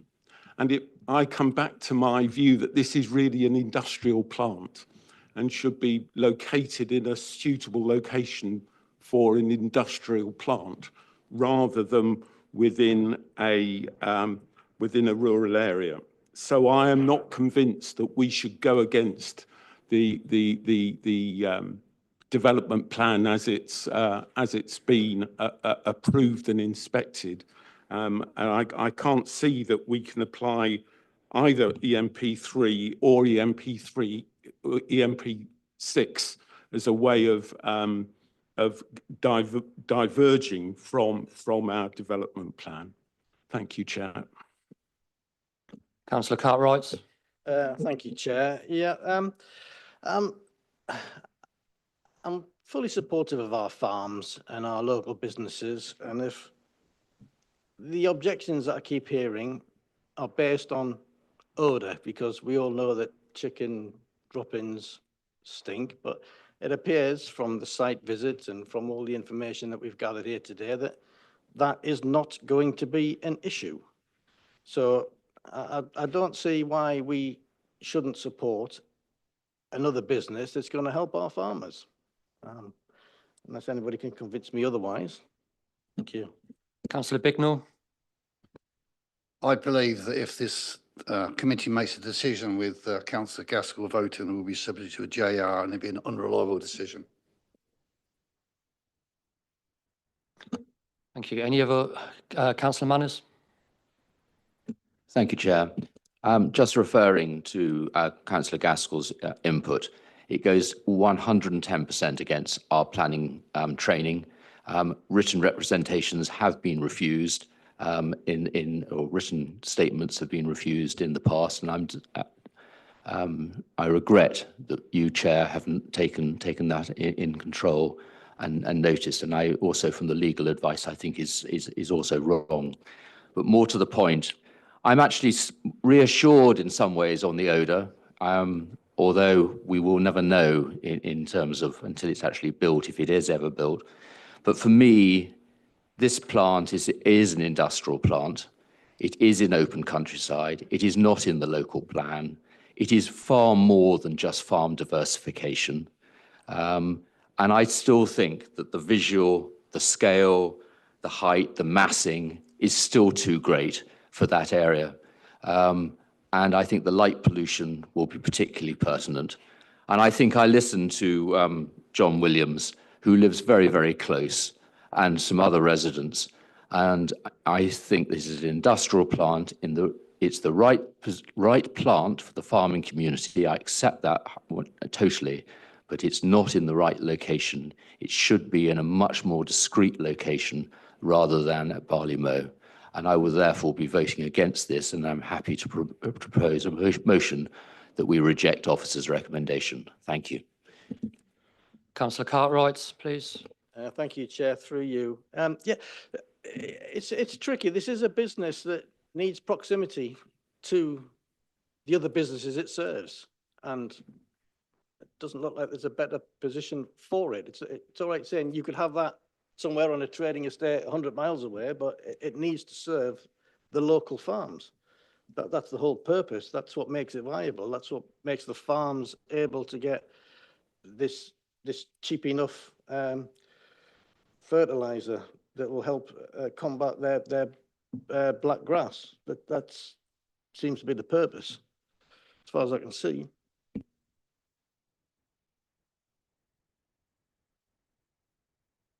Okay, Councillor Manners, if you were recommending a refusal, can we have the reasons why, the planning reasons why, please?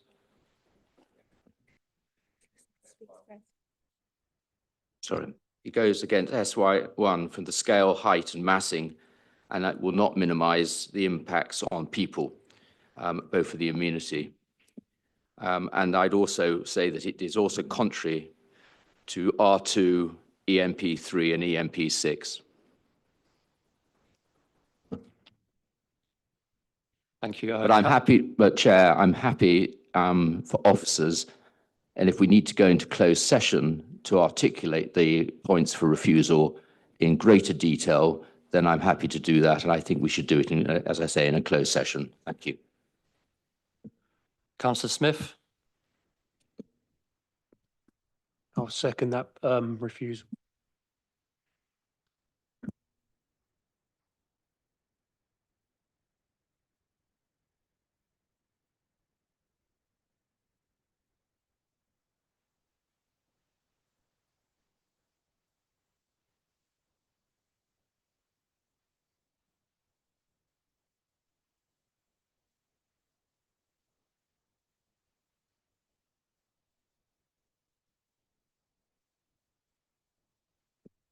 So Chair, can I just check your Councillor Manners' proposal is essentially in accordance with the previous refusal reason with some additional policies added at the end, and those relate to farm diversification and environmental effects, is it? Because it sounds to me like the debate in 2023, December 2023, concluded that you just read out the same phraseology, didn't you, as the earlier refusal, but with some additional policies tacked on the end? Essentially what you did, isn't it? Yes. Yeah. But I think the fundamental principles of the development haven't changed, in my view. Yeah, so you're saying that in your mind, the revisions haven't overcome the earlier refusal reason. But Chair, I also defer to your judgment in terms of Simon, in terms of what other policies that may be relevant.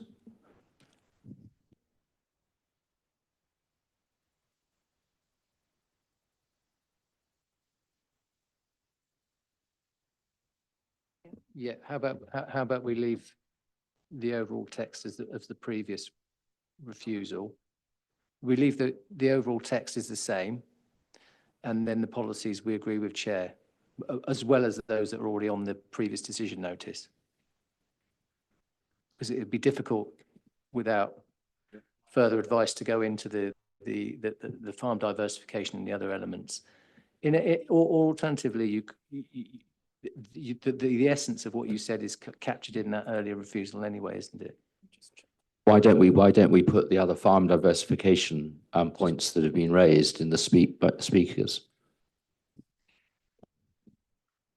Can I just clarify, sorry, Councillor Mose, did you refer to policy R2? I wrote these down. EMP. I wrote these down, went from the speakers. So Put EMP 6. it was WNJS, West Northampton Joint Core Strategy, R2, which supports for farm diversification, but it's further than You're farm saying it goes diversification. beyond farm diversification. Yeah, exactly. Yeah. And it certainly doesn't comply with ENP3, which is small scale farm. We don't think R is relevant, but we think EMP 6 you could use.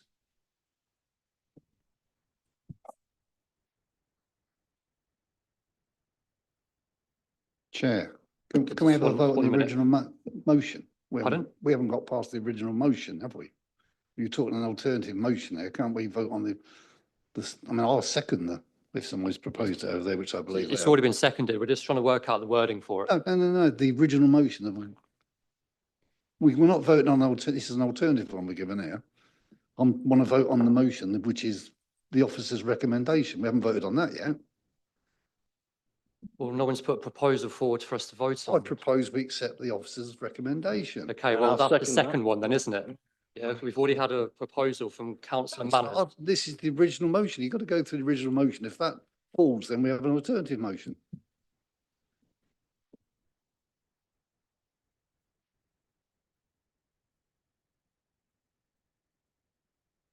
We're in we're still in the motion.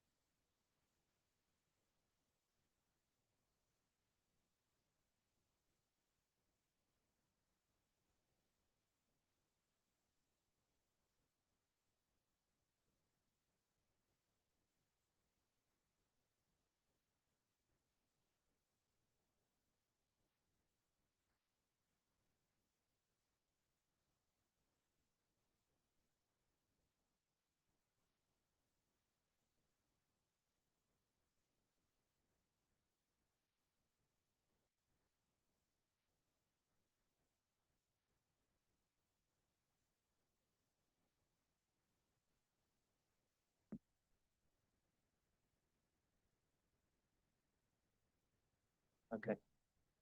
Shall I read it? So the motion to the refusal is, it is considered that the scale, height and massing of the proposed development will not minimise the adverse impacts on people and the natural environment. As such, it will have an unacceptable impact on the landscape character of the surrounding area, contrary to policies S1 and S11 of the West Northampton Joint Core Strategy and policy EMP3 and EMP6 of the South Northampton Local Plan. Correct? Yep. Okay, so the proposal is as read out. We will now vote on it because it has been seconded. Why are we not going with the original proposal? Because there wasn't original, Oh, this was the original proposal it from is the Councillor original Manners. proposal. The original proposal is acceptance by the officer. And they over there talked about it and I seconded it. Sorry, through you, Chair. The first proposal to be put forward has been the recommendation for refusal. Nobody had recommended that we go with officer recommendation. I thought it did over there. We never got to second it. Councillor Gaskell was on the point of proposing it. He didn't actually propose the motion. If I can refer to my notes.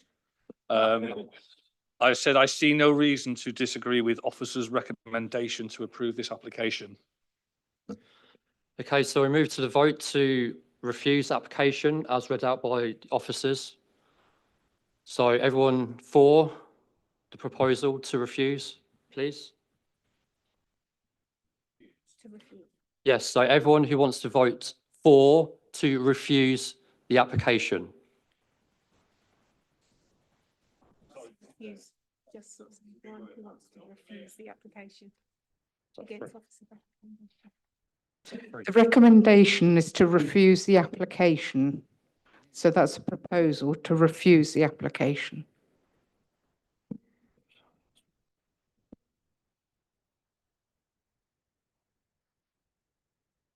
Okay, sorry, can we do the vote again, please? Can you just raise your hands to vote for the refusal? And against, please?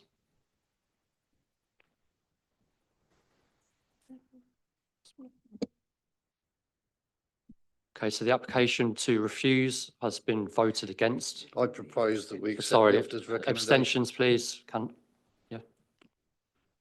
I propose we accept the officer's recommendation. Second. Okay, thank you. Just 1 minute. Which we should have done in the first bloody place. Okay, so the application to refuse has lost. We now move on to the recommendation put forward by Councillor Bignell and seconded by, Councillor Cartwright, is to accept the officer's recommendation to approve this application. Can I make a slight amendment to that, which includes the fact that if the archaeological It has been strengthened already. if that's been strengthened, that's fine. Yes. I'll just check in that it's been strengthened. Thank you.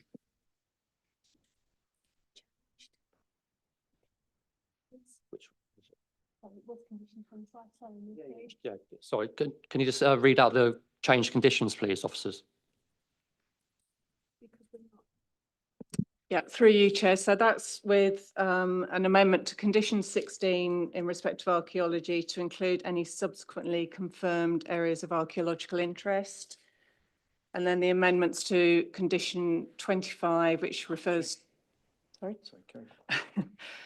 which refers to the operational traffic management plan to include 2 extra points for the submission of an annual monitoring report of vehicle movements to and from the site from the B4031 and measures to prohibit tractor and agricultural vehicle movements to and from the site from the B4031. Thank you, Chair. That's absolutely fine. Thank you, Chair. Okay, so we will move to the vote. The recommendation is to grant permission subject to the conditions as set out below with delegated authority to the Assistant Director for Planning and Development to approve any amendments to the conditions as deemed necessary and subject to the completion of a Section 106 agreement to secure the following: the off-site migration measures for skylarks and breeding birds and the amended conditions as set out already. All those to vote for accepting this recommendation, please. Against?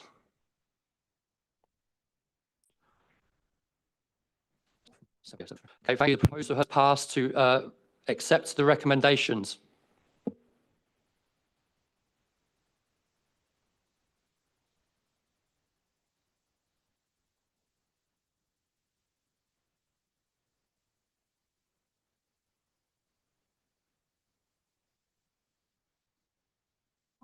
We will now have a 5-minute break in between items, please. Thank you.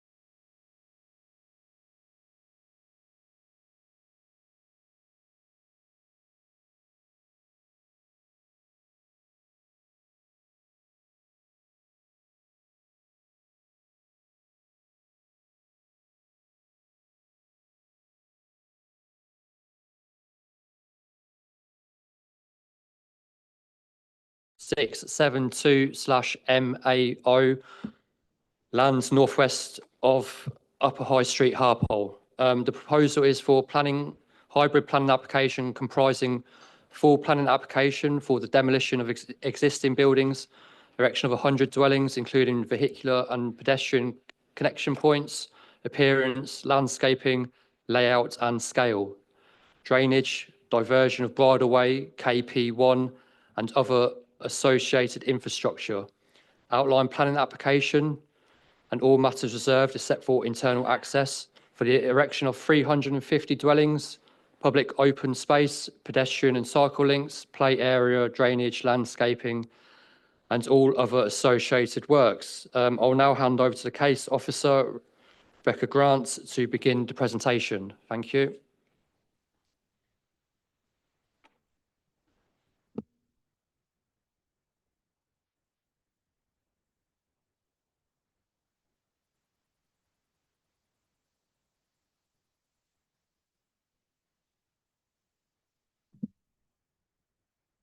Thank you, Chair.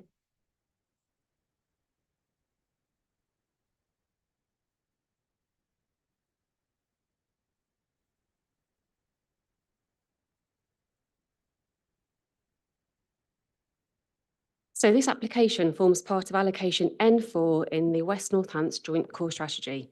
The site is known as Northampton West Sustainable Urban Extension and is approximately 63 hectares in size. Policy N4 allocates the overall SUE for up to 2,550 dwellings, a local centre, primary school and associated facilities. So outline planning permission has been approved for part of the allocation. And if I just show you my cursor here, the outline part just extends around here and up here. 2 outline applications were submitted to the former South Northants and former Daventry District Council as the site was split between the 2 former districts. These applications approved up to 1,750 dwellings. The site lies on the western edge of Northampton, adjacent to Duston and New Duston to the east here. Roman Road, which is along here, is located to the south, and Harpole is located to the south of the application site. It's just off the screen here, which is approximately 1 kilometre to the edge of the village. So this slide illustrates the approved master plan under the 2 outline applications, again submitted to the former South Northants and Daventry District Council. The master plan indicatively shows how the whole SUE could be developed to ensure connectivity across the whole of the site. And this is the application down in this corner here that's before us today. These 2 applications show the red line location plan and just an aerial view of the location. I'll just run through some of the photographs. These are views from Roman Road. So this is from the north side of Roman Road, on the left-hand side looking east towards Duston and the right-hand side looking west towards Nobottle. And these are on the opposite side from Harpole. And this is where the approved roundabout will be constructed. A couple of photographs within the development boundary itself. The first on the left-hand side is looking north to the northern boundary, and on the right-hand side is looking west towards the existing barns over here and offices which are to be retained. This is again looking west, and there's an existing dwelling which has now been demolished as part of the proposals. And then on the right-hand side, another photograph just looking through the centre of the site. And then that's just putting the site in context. So we've got Harpole to the left-hand side here, and then the application site is in this area here. And then the roundabout will be here. So Davidson submitted a separate application for access to the site prior to the current application. Access to the site is via a 4-arm roundabout on Roman Road. The roundabout has planning approval and work has recently started on site. The application includes a footway cycleway running the length of Roman Road, so all along here, where it meets the existing roundabout on New Sandy Lane. A toucan crossing is approved across New Sandy Lane to provide access further to the east and to a bus stop. There is an existing bridleway, KP1, which runs from Roman Road and continues north through the site where it meets footpath CU and continues north. As the bridleway runs through the middle of the site, the applicants propose to divert the bridleway so it runs along Roman Road, along this for a short section, cuts through the development and then heads around the development boundary, linking back up to the public right-of-way CU11. The British Horse Society have been involved with the application, extensively involved with the application, and has influenced the positioning of the diversion. They have withdrawn their objection, have no concerns with the proposal. The applicants now submitted a separate formal application to divert the bridleway, and this application is currently under consideration. This slide shows the indicative master plan for the overall site of 450 dwellings and has been submitted to support the application. The master plan illustrates how the site could be laid out, including residential parcels, open space, play areas, and links to the adjacent site. So we've got the mains, so you've got the new roundabout here, you've got the main spine road cuts through here, and then there will be a link to the adjacent development, which was part of the outline consent, which is approval, but we haven't got the reserve matters in for that site yet. So it just shows it shows where that access will be, and there is also one to the south down here, just to make sure that we've got connectivity through the two sites.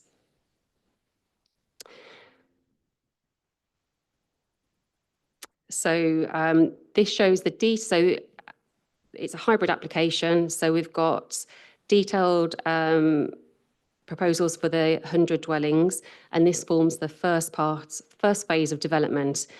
A condition is proposed to ensure that a phasing plan is submitted so that officers understand the overall phasing of the site. The layout highlights that dwellings will be designed around blocks with green spaces interspersed throughout the layout. Parking is either to the side of detached and semi-detached dwellings and to the front of terrace properties. This plan just illustrates where the affordable housing will be. A viability report was submitted with the application, and full details of that are set out within the report. The original viability assessment set out 4 scenarios. The assessment was independently reviewed and scrutinised by a consultant appointed on behalf of WNC. The consultant advised that the scheme is unviable in relation to the full policy compliant scheme, which is 35% affordable, together with the full contributions towards highways, healthcare, education, libraries.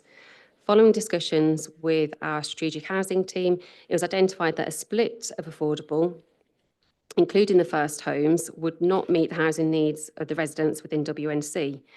As such, the council's viability consultant reran the model to include a 70-30 split of affordable, so that's 70% rented, 30% intermediate, in order to achieve the full highway contribution and also contributions towards healthcare, education and libraries.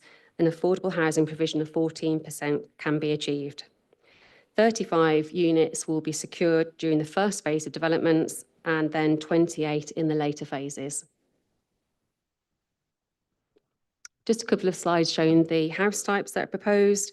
The design has picked up the design features for the surrounding area and also the approved design code for Blaw's, which was part of the SUE to the east and to the north. Just got a couple of examples there. And then there's just a couple of CGIs to show how the site will appear. These are on the entrance on the main spine road through this development.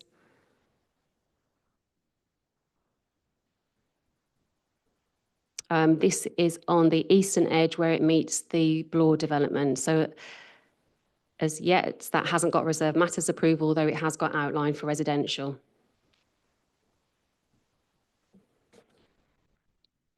Following extensive negotiations with the applicant, all statutory consultees have no objection to the proposal. The LLFA and the Local Highway Authority have both withdrawn their objection, and a number of suggested a number of conditions to ensure that the development proceeds in an acceptable manner. As such, it's recommended that the Assistant Director for Planning and Development be given delegated powers to grant permission for the development subject to draft conditions as set out in the report and completion of a Section 106 agreement.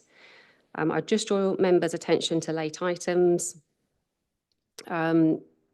And that's the comments of Brington Parish Council are fully set out in the report. However, they do say that it's no objection and that should read as an objection. Thank you, Chair. Thank you, Rebecca. Councillor Bignell, please. Yes, thank you. It's a very attractive looking design there, and I fully appreciate that. A couple of questions for you. I mean, this is obviously a well-developed area of Western Northampton, Norwood Farm. There's thousands of houses around there. And I refer to 7.67, which talks about the management of the areas there. And it concerns me about they've called the viability bit, and Davidson's are actually going to do the management of the green area there, which is in contrary to all the other developments around it.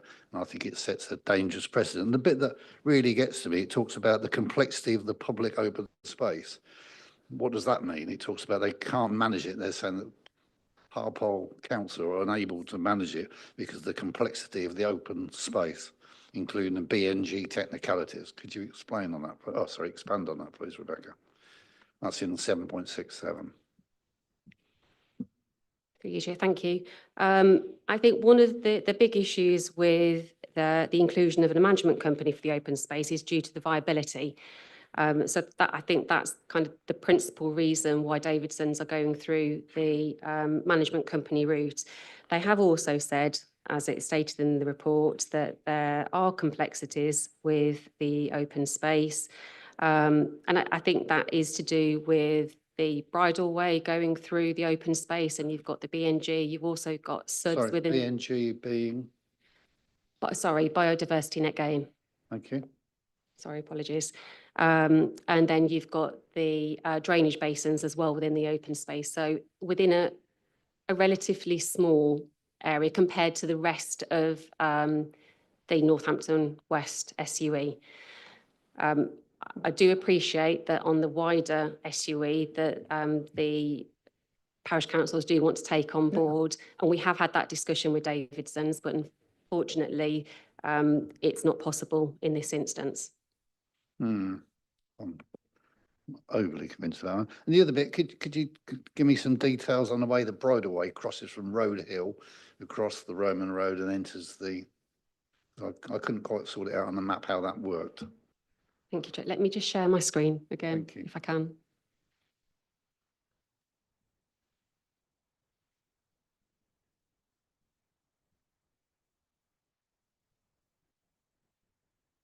Because well, if you stay with that picture, assuming that's the new roundabout, so that on the left, is that where the bridleway is going there?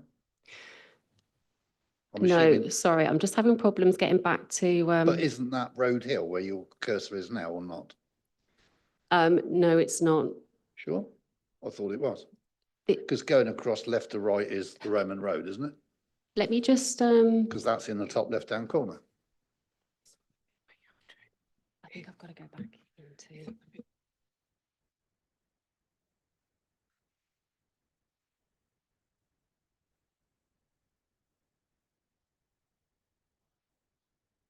Apologies, sorry, there we go, we're back in the PowerPoint presentation. So I'll just show you the. Yeah, there. As that picture showed, it showed the houses in front, so that must have been.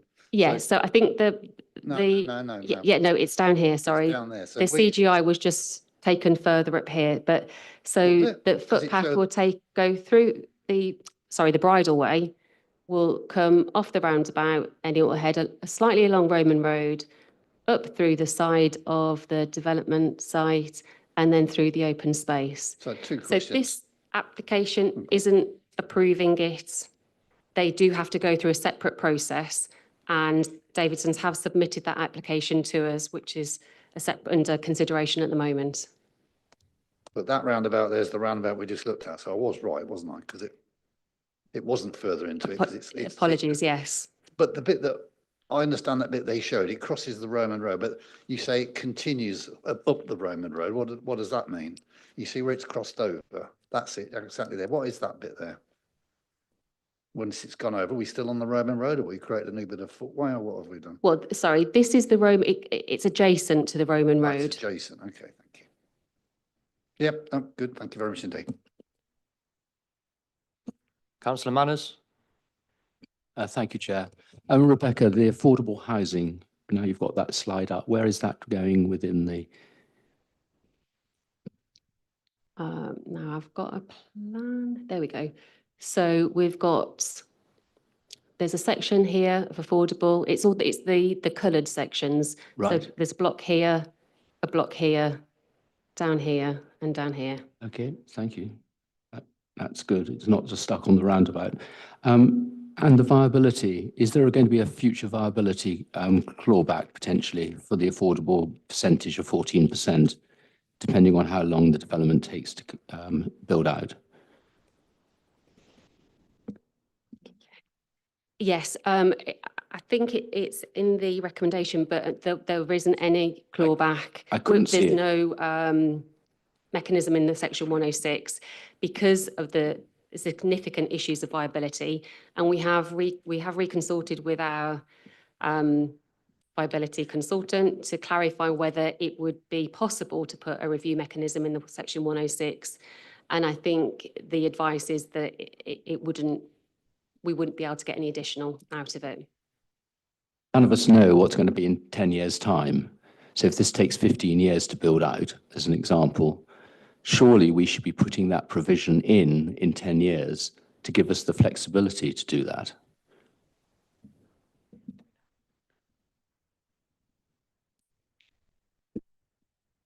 I mean, that was purposely kind of why we asked this question, because we have put it in for developments of probably 800 to 1,000, but we purposely, because of the amount of houses we're dealing with here, we did kind of seek advice on that point as to whether it's actually worthwhile, because normally the point we'd probably be putting those review mechanisms is around the 350, 400 mark anyway, hence the question was asked. But